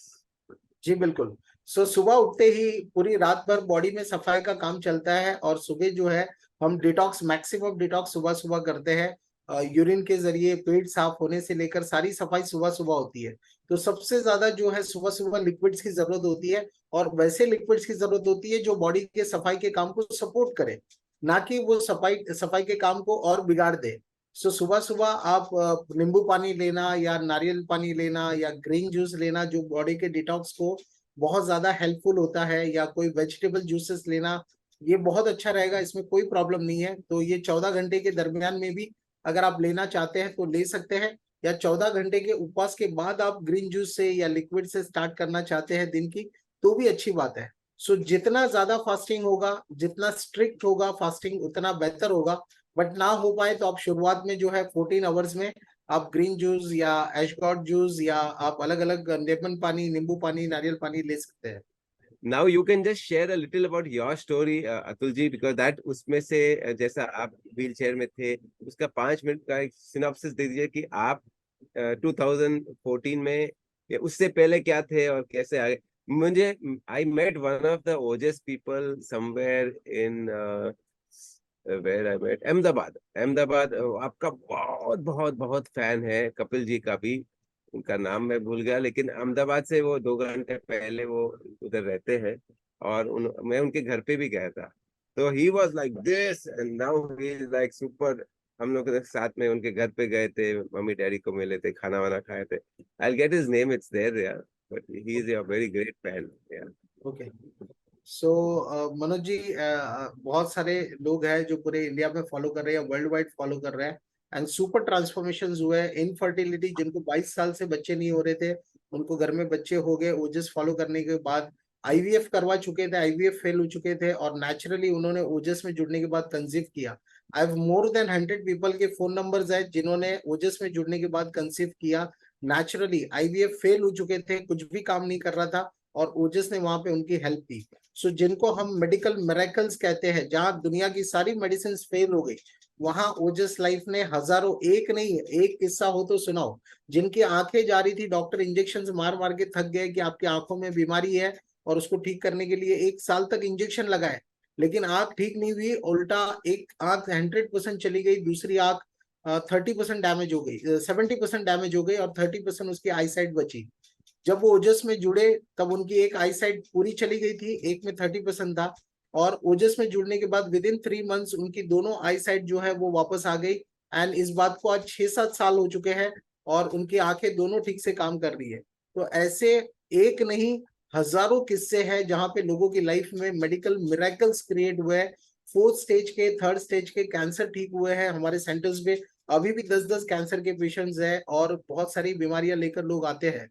सो आप लोग जो भी पूछ रहे हैं, ओजस वेलनेस सेंटर आप लिख सकते हैं। लोढ़ा फाउंडेशन के साथ हम कनेक्टेड है, लोढ़ा फाउंडेशन यानी लोढ़ा बिल्डर्स वाले Lodha foundation, and Ojas wellness centre आप लिखिए, आपको मिल जाएगा, उसकी डिटेल्स वहां पे आपको देखने को मिल जाएगी। सो वहां पे हमारी टीम है, डॉक्टर्स है, we have a team of doctors, and आप वहां पे रिट्रीट के लिए भी आ सकते हैं, प्लान कर सकते हैं। और अगर आपको सपोर्ट चाहिए, कुछ लोग सेमिनार सुन के अपने घर में शुरुआत कर देते हैं, लेकिन कुछ लोगों को हैबिट ब्रेक करने के लिए हमें अपने साथ उनको 5-10 दिन रखना पड़ता है, तब अपनी हैबिट वो ब्रेक करते हैं। और आप इस Yeah. तरीके से जो है लाइफस्टाइल चेंज कर सकते हैं।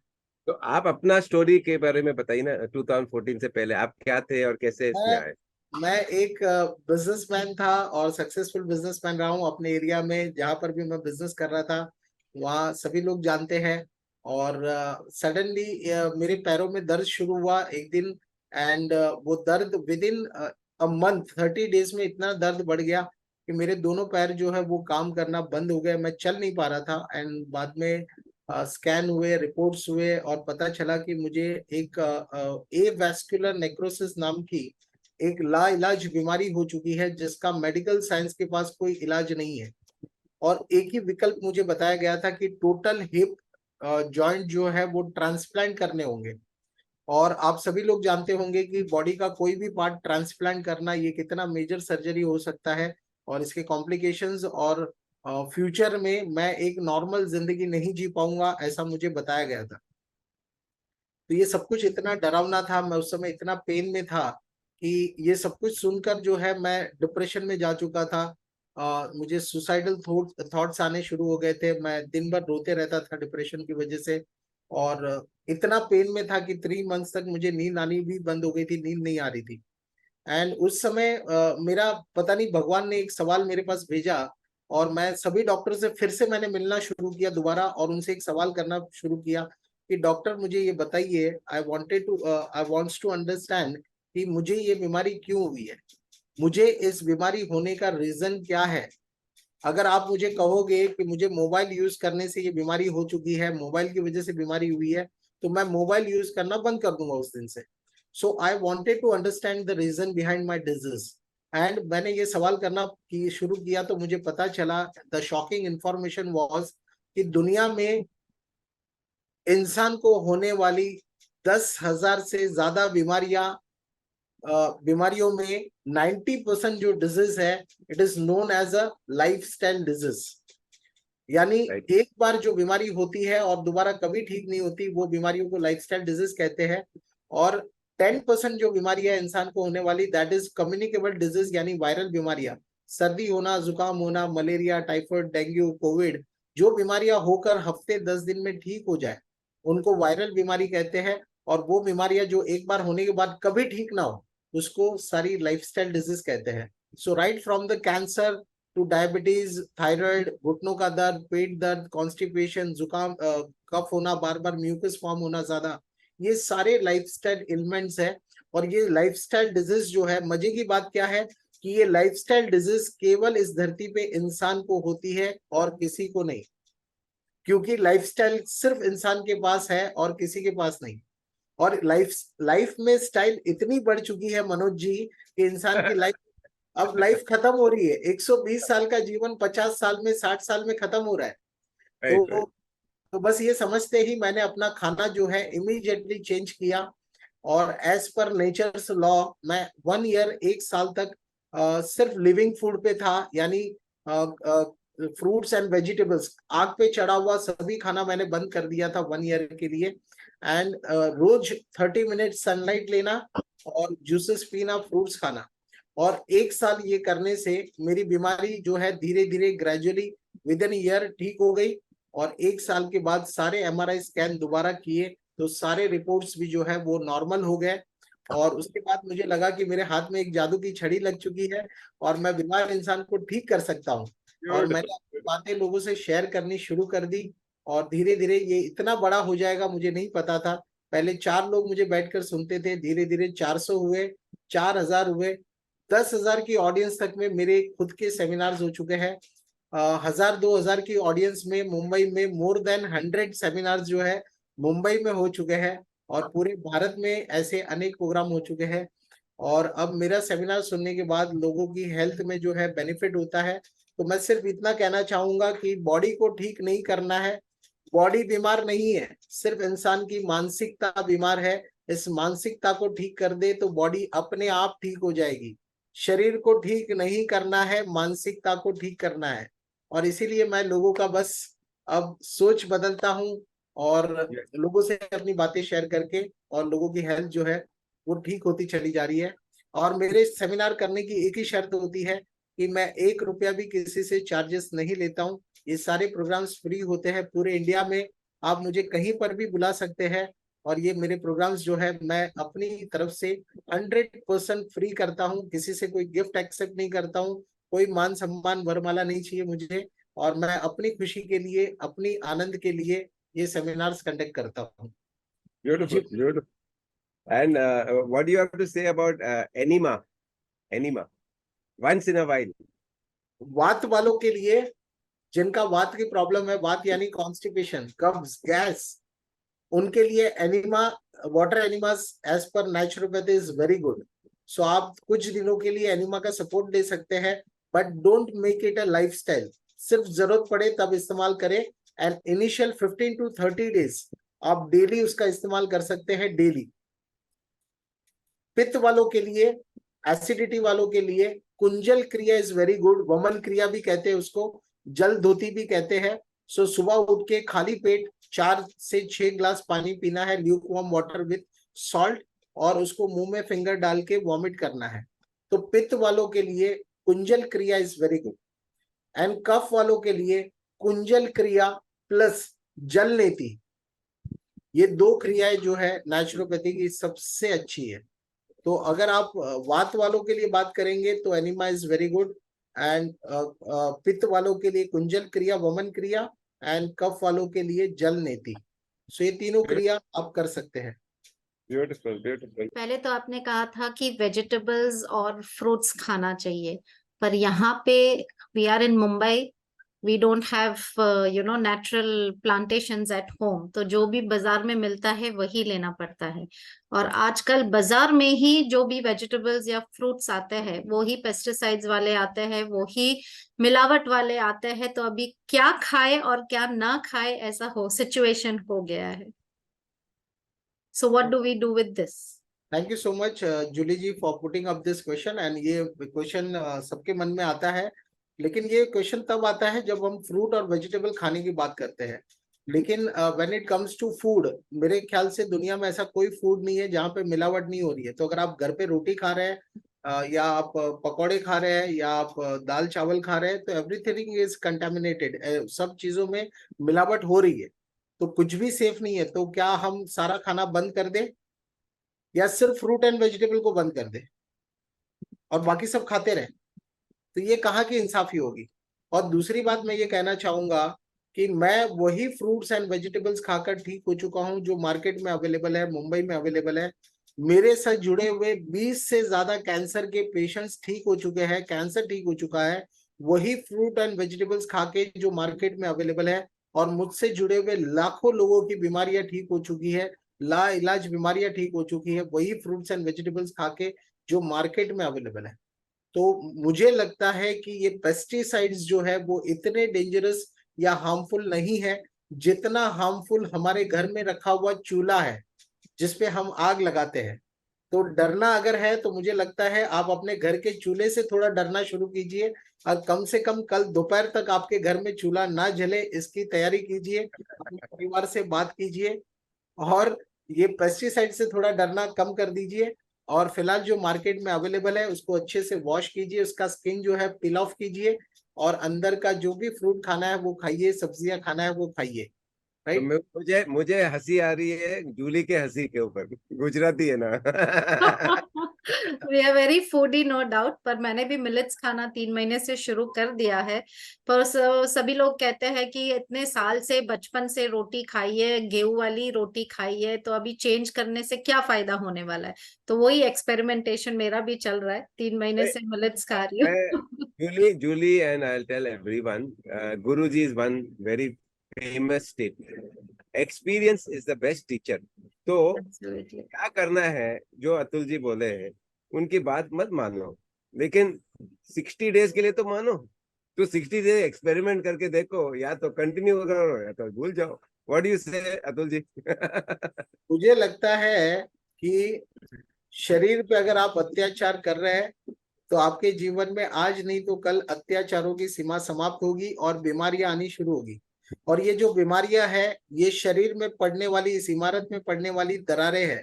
याद रखना, आपके जीवन में जितनी ज्यादा दरारें पड़ेगी ये इमारत उतनी जल्दी ढह जाएगी। अगर आपको जीवन से प्यार है तो आज नहीं तो कल अपने जीवन में बदलाव करने पड़ेंगे। आपके जीवन का सही समय आ चुका है या नहीं आया है ये मुझे नहीं पता, लेकिन आज का ये नॉलेज आपको पूरी जिंदगी काम आएगा। आज नहीं तो कल, लेकिन ये जरूर यूजफुल होगा और आपको बदलाव करने पड़ेंगे। और ह्यूमन टेंडेंसी। जूली, आप सबको स्कोप कैम्प में बुलाते हैं ना, कि स्कोप कैम्प में हम आपको हमेशा मौका देते हैं कि 3 दिन 2 दिन 4 दिन 5 दिन करो। तो उस टाइम आप एक्सपेरिमेंट करो और देखो। मैं घर पे एक्सपेरिमेंट कर रही हूँ। पर मनोज जी, आप हमें सिखाते हैं कि जो भी सबकॉन्शियस माइंड में हम डालते हैं वो ही होगा। अगर मैं ये डालूंगी कि ये सब खाने से भी I am fit and healthy, तो फिर क्यों नहीं होगा? वेल हो सकता है, मैं भी बोलता हूँ, बट हम उसको उल्लू बनाते हैं। व्हाट ही सबकॉन्शियस माइंड को। यस, तो पहले अतुल जी का पहले कंप्लीट करो, उसके बाद ये बोलो। ओके, क्योंकि we manipulate our mind. I am saying you can do anything. Okay, a person had cigars till 95 and he is very healthy because he had.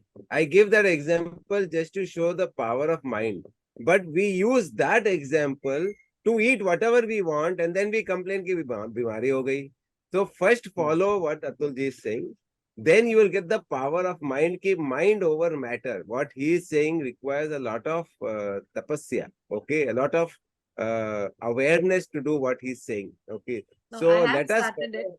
let us follow him first, then go to that. That I just tell you, just to give an example. A Meenal, she will have anything, she can get over it because she's beyond the body. We are not talking about Siddha Purush. We are talking about Aam Insan. Follow what Atul ji is saying. Okay, तो that's it. Experiment चालू है 3 महीने से चालू millets पे करा। Salad Not पे millets, everything he says, all that. Intermittent fasting, this one, that one, whatever. Jimmy Follow जी, मनोज जी, मैं ये कहना चाहूंगा कि हर बीमारी जो है वात पित्त कफ के बिगड़ने से जीवन में आती है।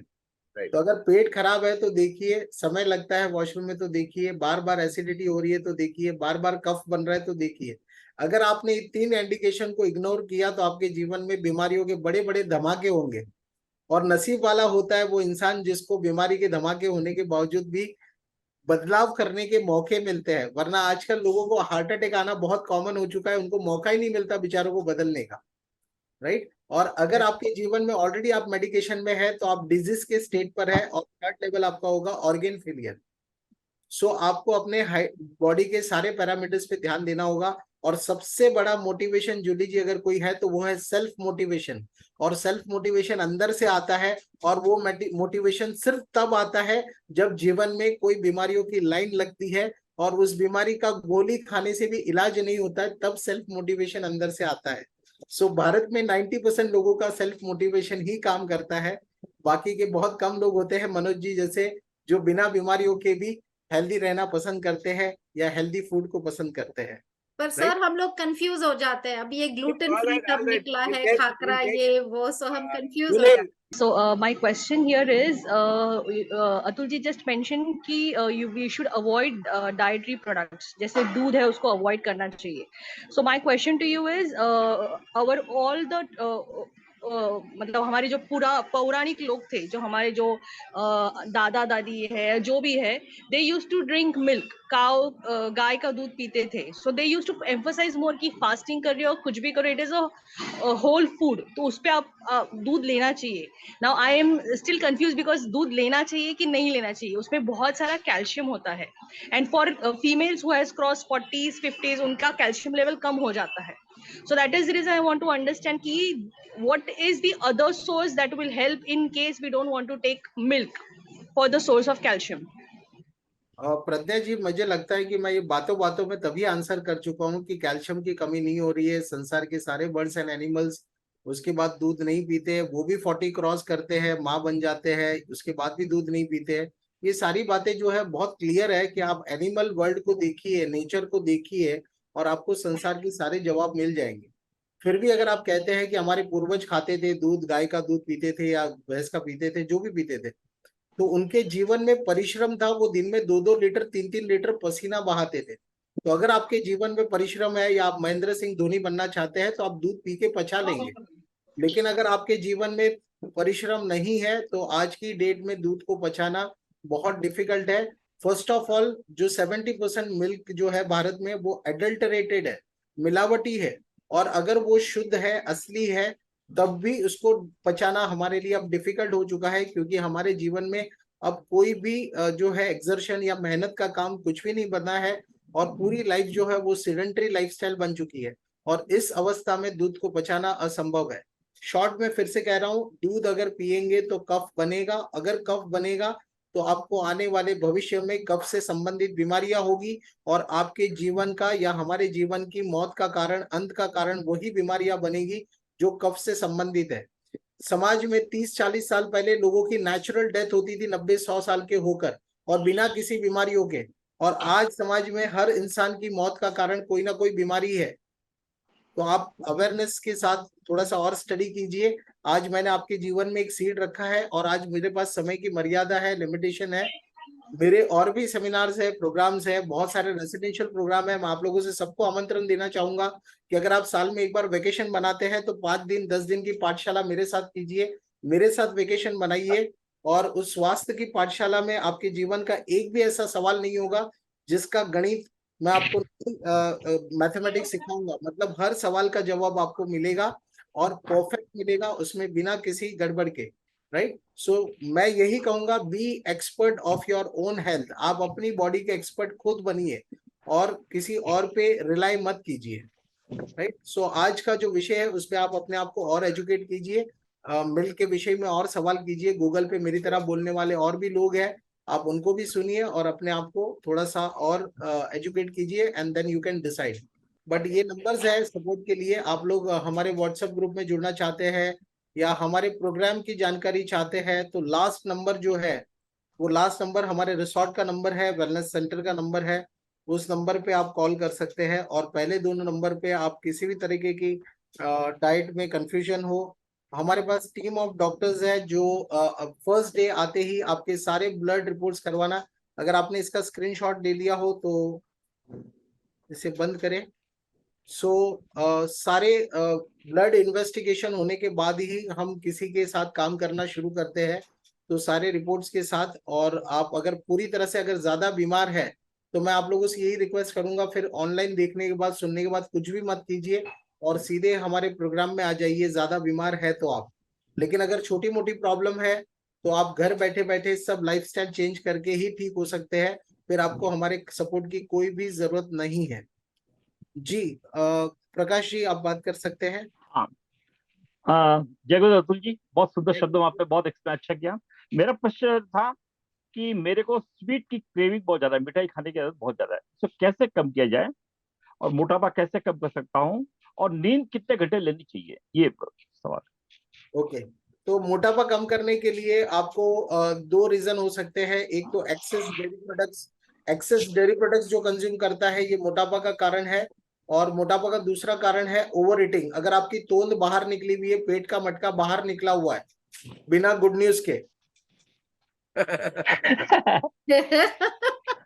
हाँ, तो अतुल जी मैं एक बात शेयर करना चाहूंगा। मेरे सर कहते थे कि एवर प्रेग्नेंट नेवर डिलीवरिंग। बस, तो आप अब डिलीवरी की तैयारी कीजिए, क्योंकि जिस इंसान का पेट जो है उसकी मुट्ठी के बराबर होता है, हम इंसान का पेट हमारी मुट्ठी के बराबर होता है, और इसको एक बार में 150 से 200 ग्राम खाना चाहिए, इससे ज्यादा खाना नहीं चाहिए जब ठोस भोजन होता है। तो जब आप रोटी सब्जी खा रहे हैं तो आपको 200 ग्राम से ज्यादा खाने की आवश्यकता नहीं है, but when it comes to fruit आप आधा किलो तक भी जा सकते हैं, कोई प्रॉब्लम नहीं है। सो आप पहले ओवर ईटिंग बंद कीजिए और अपने भोजन की मात्रा कम कीजिए। धीरे धीरे आपकी पेट का इलास्टिक कम होगा, ढीला होगा, और पेट की थैली कम हो जाएगी। सो वजन कम करने के लिए डेयरी प्रोडक्ट्स मिनिमाइज करने हैं और ओवर ईटिंग बंद करना है। जो इंसान अपने हर भोजन की थाली को दुनिया का आखिरी भोजन समझ के खा लेता है, उसी का पेट जो है वो शोरूम से गोदाम बन जाता है। तो ओवर ईटिंग बंद कीजिए। सेकेंड क्वेश्चन आपका था स्लीप के लिए, नींद के लिए आपने पूछा था कितने क्या? घंटे नींद लेनी चाहिए, कितने घंटे नींद आपकी को जरूरी है? ओके, नींद कितने घंटे होनी चाहिए ये भी मुझे लगता है कि आपका बॉडी आपको बेहतर बताएगा। लेकिन एक उम्र में छोटे बच्चे को नींद जो है 14-15 घंटे की लगती है। जब वो जन्म लेता है तो छोटा बच्चा 15-17 घंटे 18 घंटे सोता है।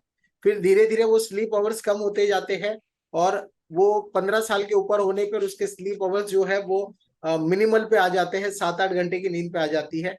तो 7-8 घंटे की नींद जो है वो 40-50 साल की उम्र या 50-55 की साल तक उम्र की तक ठीक है। लेकिन 60 के बाद जो है स्लीप आवर्स वापस आपके थोड़े थोड़े धीरे धीरे बढ़ने चाहिए। तो 60-65 के बाद अगर आप ऊपर है तो आप धीरे धीरे अपने स्लीप आवर्स बढ़ाना शुरू कर दीजिए, और जैसे जैसे उम्र बढ़ती चली जाएगी तो आप फिर से बच्चे बनते जाएंगे और आपको 14-15 घंटे और या फिर हो सकता है 18 घंटे भी सोना पड़े। सो आप अपनी उम्र के हिसाब से देखिए, और आपको कितनी स्लीप की क्वालिटी अच्छी है उस पर निर्भर करता है। क्वेश्चन मेरा यही है कि आपने जो बोला था कि एसिडिक पानी नहीं, अल्कलाइन पानी हमेशा पीना जरूरी नहीं है, तो I feel it is required. आपने फिर मेरी बात को ठीक से तभी सुना नहीं है। मैंने बोला कि पानी अल्कलाइन ही होता है। जो हमारा टैप वाटर आता है, जो नल में आता है, उसको आप मीटर लगा के चेक कर लीजिए, इट इज अराउंड 7 के आसपास उसका अल्कलाइन लेवल होता है, और हमको पानी भी उतना ही अल्कलाइन पीना चाहिए। High alkaline water is not required. जो 8-9 पीएच का होता है वो पीएच का वाटर कहीं से भी जरूरत नहीं है हमको, और ये एक्स्ट्रा ऑर्डिनरी मशीन्स की हमको जरूरत नहीं है। लेकिन अगर आपने फिर भी खरीद लिया है ये आपको अच्छा लगता है तो आप इस्तेमाल कीजिए, नथिंग रॉन्ग। एंड मैं ये रिकमेंड नहीं कर रहा हूँ कि आप अलग से मशीन खरीद के पीजिए। साथ ही साथ मैंने ये बहुत अच्छे से कहा कि आपको अल्कलाइन पानी पीने से जो 1 ईयर में रिजल्ट मिलेगा, वो रिजल्ट आपको अल्कलाइन फूड जो आज मैंने बताया आपको, ये फूड खाने से 1 वीक में आपको वो रिजल्ट मिलेगा। जो 1 साल में काम करेगा वो ये 1 हफ्ते में काम करेगा। तो फिर हम क्यों उस मशीन की तरफ दौड़ रहे हैं, right? That's right. Okay okay Thank you. Dr. Sharma. Thank you so Yes. Much. अब मुझे ये पूछना था कि ठीक है, आपने जो बोला कि हम जितना कष्ट रहता है बॉडी को तो उतना खाए तो पच जाता है, लेकिन अभी क्या कष्ट भी नहीं रहता है तो भूख तो लगती रहती है। तो ऐसा कम अब इस क्या खाए जितना तो भूख भी शम जाए और मोटापा भी ना बढ़े। स्माइल। ओके, तो भूख 2 जगह से लगती है, ये आपने तभी सुना होगा, एक पेट से, एक मन से। पहला सवाल ये पूछिए कि भूख कौन सी है। पेट की भूख 6, एक बार अगर आपने खाना खाया है तो 6 घंटे तक पेट में दोबारा भूख नहीं लग सकती, क्योंकि पहला खाना जब तक नहीं पचेगा तब तक दोबारा भूख नहीं लग सकती। तो बीच वाली जो सारी भूख है वो सब खोखली है। तो उसमें आप पानी का कंजप्शन बढ़ा दीजिए, और फिर भी अगर आप सस्टेन नहीं कर पा रहे तो आप ये देखिए कि खाना खाने से पहले पर्याप्त मात्रा में सैलेड कंज्यूम कीजिए, तो आपके खाने का पोर्शन अपने आप छोटा हो जाएगा। और खाने के पोर्शन अपने आप जब छोटे हो जाएंगे आपके, तो आपका वेट ऑटोमेटिकली रिड्यूस होना शुरू हो जाएगा। तो स्मार्टली आप प्ले कीजिए और धीरे धीरे आप खाने के पोर्शन छोटे कीजिए। पहले ढेर सारा सैलेड खा लीजिए तो आप ज्यादा खाना खा ही नहीं पाएंगे और ऑटोमेटिकली आपके पोर्शन छोटे हो जाएंगे। तो आपने आज जो सुना है बस इसी को इम्प्लीमेंट कीजिए और मन को थोड़ा सा वश में रखिए। मनोज जी से आप थोड़े से और मेडिटेशन सीखिए और मन को थोड़ा और कंट्रोल कीजिए, राइट? Yes. सो आप ऑटोमेटिकली जो है ट्रांसफॉर्म करेंगे और आपकी हेल्थ जो है वो बेहतर हो जाएगी।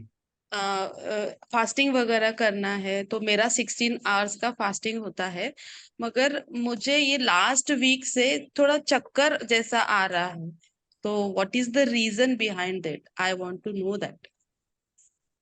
अगर चक्कर आ रहे हैं तो ये एक चेतावनी है, कुछ तो बॉडी में इलेक्ट्रोलाइट इम्बैलेंस हो रहा है या फिर किसी और बीमारी का भी एक इंडिकेशन हो सकता है, संकेत हो सकता है, और इसे लाइटली नहीं लेना चाहिए। आप सबसे पहले एक ब्लड का प्रोफाइल बना लीजिए, एक अच्छा सा प्रोफाइल बनाइए जिसमें बॉडी के सारे ऑर्गन्स और सारे वाइटल्स कवर हो, including vitamin D, B12 and आपका लिपिड क्या प्रोफाइल, वही मुझे सारे। डॉक्टर ने बोला है कि B12 और इसका कमी है करके, हाँ, तो उसको उसके टैबलेट्स मैं ले रही थी, तो 1 महीने के बाद मैंने वो बंद कर दिया कि मुझे टैबलेट्स नहीं लेना है करके, तो शायद उसकी वजह से हो रहा है। हाँ, लेकिन अब आप ज्यादा अभी आपको इन्वेस्टिगेट करना चाहिए। अगर चक्कर आ रहे हैं तो B12 की कमी से आपको इतना ज्यादा चक्कर आने की संभावना नहीं है, लेकिन आप इन्वेस्टिगेट कीजिए, अच्छे एक्सपर्ट से मिलिए और पहले ठीक कीजिए, कुछ तो गड़बड़ है। और there can be multiple reason, बहुत सारे कारण हो सकते हैं चक्कर आने के। तो आप पहले उसका रूट कॉज चेक कीजिए और वहां से ठीक करना पड़ेगा। गुड इवनिंग अतुल जी, एक छोटा सा सवाल है। और आपने बोला था ज्यादा फ्रूट्स और वेजिटेबल्स खाने के लिए और वीट इनटेक कम करने के लिए। अभी फ्रूट्स तो मैं ज्यादा खाता नहीं हूँ, लेकिन वेजिटेबल्स कुक करके खा सकते हैं या मतलब कच्चा तो नहीं खा पा रहे ना हम लोग। And just reduce the wheat, मतलब रोटी कम कर सकते हैं, बट सब्जी ज्यादा लेंगे, सब मोर ऑफ सब्जी, eliminate the roti part of it, वो चलेगा?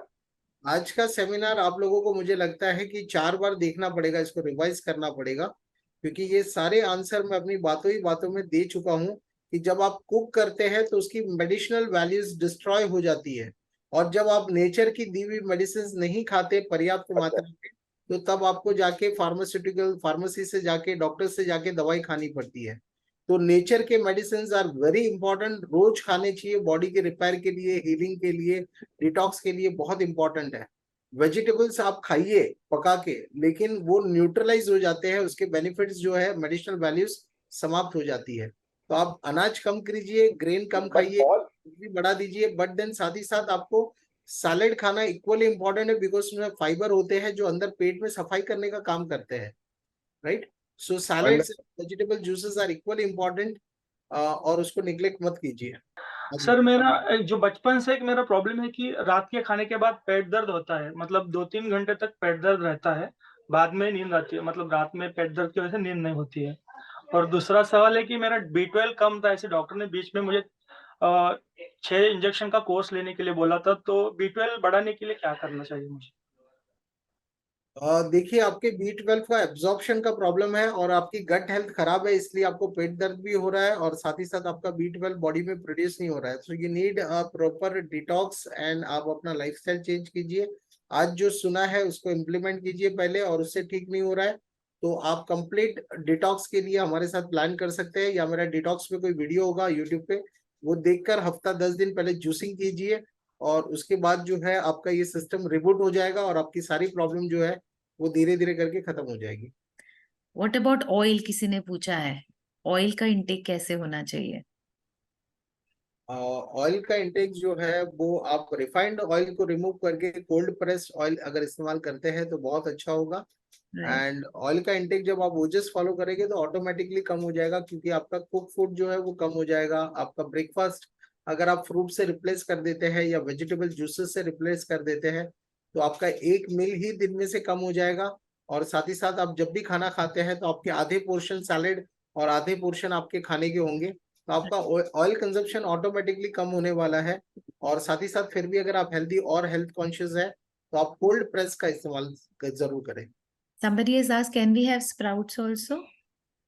स्प्राउट्स को अपने सैलेड की लिस्ट में बिल्कुल ना रखें, और सैलेड को किसी तरीके से आप अपने सैलेड की लिस्ट में गिनती में ना ले, और उसे खाना बिल्कुल इम्पोर्टेंट नहीं है। और सैलेड का मतलब है ककड़ी, टमाटर, कक्यूम्बर, यानी आप बीट रूट खा सकते हैं या फिर गोभी के पत्ते खा सकते हैं, या फिर आप, हम तो सैलेड के रूप में हमारे प्रोग्राम में, ओजस के प्रोग्राम में आपको हर सब्जी, चाहे वो लौकी हो, तुरई हो, या क्लस्टर बीन्स हो, गवार फली हो, हर सब्जी हम आपको कच्ची खिला देते हैं, और बढ़िया अच्छे से उसको पेश करके आपको खिलाया जाता है और आप उसे एंजॉय करते हैं। आपको Wow. किसी भी सब्जी को खाने के लिए टेस्ट बड डेवलप करने पड़ेंगे, इट विल टेक टाइम। आप 2-3 बार उसको कोशिश कीजिए खाने की, चाहे वो भिंडी हो, रॉ भिंडी हो, कुछ भी हो, और बिना मसालों के खाइए। अगर आप अपने टेस्ट बड डेवलप करना चाहते हैं सैलेड के लिए तो बिना मसालों के खाइए, याद रखना, वरना जिंदगी में कभी टेस्ट बड आपके डेवलप नहीं होंगे। तो आप अगर क्लस्टर बीन, गवार फली खाना चाहते हैं तो 3-4 बार जो है अलग अलग जगह पे आप क्लस्टर बीन्स को चबा के खाइए, और धीरे धीरे आपके टेस्ट बड डेवलप होंगे और आप उसके लिए क्रेव करना शुरू कर देंगे। सेम विद भिंडी, आप 2-3 बार, 4 बार, 5 बार भिंडी खाइए तो धीरे धीरे आपके टेस्ट बड डेवलप होंगे। So it will take time, and आप धीरे धीरे उसके लिए टेस्ट बड डेवलप होंगे। और स्प्राउट को खाना बिल्कुल जरूरी नहीं है, और आप अपने उसकी सैलेड की लिस्ट में उसको बिल्कुल मत रखिए, क्योंकि वो शुष्क होते हैं, ड्राई होते हैं, और वो ब्लोटिंग कर सकते हैं, गैसेस कर सकते हैं, और उसका कोई बड़ा बेनिफिट नहीं है। All right. Can we have one fruit at a time for the breakfast or multiple? One fruit at a time is a very good idea. एक बार एक फ्रूट खाया, घंटे बाद फिर भूख लगेगी। हम बंदरों की प्रजाति से है तो बार बार खाने के लिए डिजाइन हुए थे, घंटे घंटे में कुछ खाते रहे, चाव चाव करते रहे। और अगर आप फ्रूट खाएंगे तो आपको घंटे घंटे में भूख भी लगती रहेगी, तो 1 घंटे 2 घंटे बाद आप एक नई वैरायटी का फ्रूट खा सकते हैं। So one time one fruit is a good idea, mixing करना is not a good idea. और this applies on everything, even with the salads, even with the grains. एक बार में एक अनाज खाइए, रोटी खा रहे तो चावल मत खाइए, चावल खा रहे तो रोटी मत खाइए। One time one grain is a good idea, mixing of grain is totally bad idea. All right. Liver is important part of the body. How to keep it healthy? Liver की इसीलिए मैंने जब दिखाया था वात जिनका बिगड़ता है, मैंने वहां पे बताया था कि उनको सनलाइट को बढ़ाना है। जिनका वात बिगड़ा है उनको sunlight, so sunlight will help your liver. आपके बॉडी का सबसे बड़ा पावर हाउस जो 2 मेजर एक्टिविटीज को देखता है आपकी बॉडी की, first is digestion and second is detox. ये दोनों मेजर रोल लीवर अकेला करता है, और ये दोनों एक्टिविटी जो है बहुत इंपॉर्टेंट है। और आपके लीवर को एम्पावर करने के लिए sunlight is the most important. Orange colour के और येलो कलर के जो फ्रूट एंड वेजिटेबल्स हैं, ये भी आपकी लीवर हेल्थ के लिए बहुत अच्छा है। गन्ने का जूस 2-4 दिन में, हफ्ते में जब भी मौका मिले तब पीजिए, ये भी आपकी लीवर हेल्थ के लिए बहुत अच्छा है। एंड येलो कलर के फ्रूट एंड वेजिटेबल्स आपके लीवर हेल्थ के लिए बहुत अच्छे हैं। Right? My friend's daughter is not passing stool. He has to do a lot of struggle to remove stool from her body. He has to pump it to remove it. How she will be recover her problem? Age नहीं लिखी है उन्होंने। अश्विन जी आप please कोई बात नहीं, कोई बात नहीं, कोई बात नहीं। भगवान ने जब जन्म दिया बच्चे को, तब दिन में वो जितनी बार पेट भरता है माँ के दूध से, उतनी बार वो पॉटी करता है। जे बार खाओ ते बार जाओ, जितनी बार खाया उतनी बार वो पेट साफ होता है उसका। लेकिन धीरे धीरे खाना हम इतना बिगाड़ देते हैं, उसको दूसरे जानवरों का दूध पिलाना शुरू करते हैं, उसके पेट में गैस फॉर्म होने शुरू होते हैं, कब्ज होना शुरू होता है और पेट साफ होना बंद हो जाता है। धीरे धीरे उसको ग्रेन इनटेक इतना बढ़ाते हैं, घर में कल्चर ही नहीं है सैलेड खाने का या फ्रूट्स खाने का। फ्रूट्स खाते भी है तो प्रसाद की तरह खाते हैं, एक टुकड़ा, दो टुकड़ा, एक पीस, दो पीस खाया एंड दैट्स डन। तो ऐसा नहीं चलेगा। When it comes to fruit, कम से कम आधा किलो फ्रूट एक इंसान को खाना ही चाहिए, minimum, that is minimum. And when it comes to salad, ये भी कम से कम आधा किलो दिन भर में सैलेड कंज्यूम करने चाहिए। एक बार में 200-250 ग्राम सैलेड खाने ही चाहिए प्लेट भर के। सो अगर right amount of fibre body में जाएगा तो ये प्रॉब्लम नहीं होगी। कुछ समय तक उसको एनिमा करवाइए और एक बार जब गाड़ी पटरी पे चढ़नी शुरू हो जाएगी तो आप उनको सुबह सुबह जो है 1 गिलास गुनगुना पानी पिलाइए, ल्यूक वार्म वाटर, वो भी पेट साफ करने के लिए हेल्प करेगा। ओजस का जो ग्रीन जूस है उसकी रेसिपी यूट्यूब पे अवेलेबल है, उसमें आंवला डाल के पिलाइए। तो आपको इतना स्टूल हार्ड है तो मल्टीपल फैक्टर से काम करना पड़ेगा, मल्टीपल जगह से काम करना पड़ेगा। इट विल टेक टाइम, महीना 2 महीना लगेगा, लेकिन गाड़ी पटरी पे चढ़ जाएगी और एक अच्छी लाइफस्टाइल उसके बाद मेंटेन कीजिए। आपके घर का कल्चर भी जो है वो चेंज होगा तो बच्चों पे भी इम्पैक्ट करेगा। Yes. What about dry fruits? I think this is the last of the question. Yes. Okay, dry fruits जो है, आप ड्राई फ्रूट्स उसको हिंदी में मैं कहता हूँ सूखे हुए फल। सूखे फल, सूखे फल किसे कहते हैं? किशमिश को सूखा फल कहते हैं, अंजीर को सूखा फल कहते हैं, आप खजूर को सूखा फल कह सकते हैं। But when it comes to nuts, काजू जो है ये फ्रूट नहीं है, बादाम जो है ये फ्रूट नहीं है, this are nuts. There are two families. When we speak about dry fruits, we combine two families together. One is nuts and second is dry fruit. तो जब अगर आप ड्राई फ्रूट के बारे में सुनना चाहते हैं तो जब तक आपको फ्रेश फ्रूट मिलते हैं दुनिया में, जब तक आपके पास फ्रेश फ्रूट खाने के ऑप्शन अवेलेबल है, तब तक आप ड्राई फ्रूट नहीं खाएंगे। जब आपके पास कोई ऑप्शन नहीं है तो आप ड्राई फ्रूट खा सकते हैं। ड्राई फ्रूट किशमिश को बनाने के लिए 3 बार अलग अलग केमिकल में, एसिड में उसको डुबाना पड़ता है। आप उसकी मेकिंग देख लेंगे कि ये ड्राई फ्रूट्स कैसे बनते हैं तो आप दोबारा कभी ड्राई फ्रूट्स को हाथ नहीं लगाएंगे। तो जब तक आपको फ्रेश फ्रूट मिलते हैं आप ड्राई फ्रूट के बारे में सोचिए भी मत। And when it comes to nuts, अगर आप बादाम की बात कर रहे हैं या अखरोट की, एप्रिकॉट की या आलमंड की या फिर वॉलनट की बात कर रहे हैं तो आप इसको खा सकते हैं, भिगो के खा सकते हैं या जैसी आपकी मर्जी पड़े वैसे खा सकते हैं, लेकिन लिमिट में खाइए, क्योंकि लिमिट में खाएंगे तो अच्छे हैं और लिमिट से ज्यादा खाएंगे तो ये अच्छे नहीं है। And the last but not the least, the question was tea and coffee. I think ये बहुत लोग का question होगा. What about tea and coffee? Including me. Note कर लीजिए, जब तक आप इस चाय को बर्बाद नहीं करेंगे, नोट कर लीजिए, जब तक आप अपनी चाय को बर्बाद नहीं करेंगे तब तक ये चाय आपको बर्बाद करती रहेगी। और जब तक ये चाय आपकी सुबह की चालू रहेगी ये आपको ओजस लाइफ या दुनिया का कोई भी हेल्दी पैटर्न फॉलो नहीं करने देगी। बिकॉज दुनिया के सबसे घटिया फूड जो है वो चाय के साथ खाए जाते हैं, चाहे वो ब्रेड बटर हो, चाहे वो बिस्किट हो, चाहे वो नमकीन हो। और जब तक चाय पीते रहेंगे, चाय के साथ फ्रूट खाना इज अ विरुद्ध आहार। तो अगर आप ओजस लाइफ फॉलो करना चाहते हैं तो सबसे पहले अपनी चाय को आप रिमूव कीजिए, और बंद नहीं कर सकते तो एक गुड न्यूज है आप लोगों के लिए कि चाय और कॉफी में कोई प्रॉब्लम नहीं है, प्रॉब्लम है उस कप में शुगर और मिल्क से।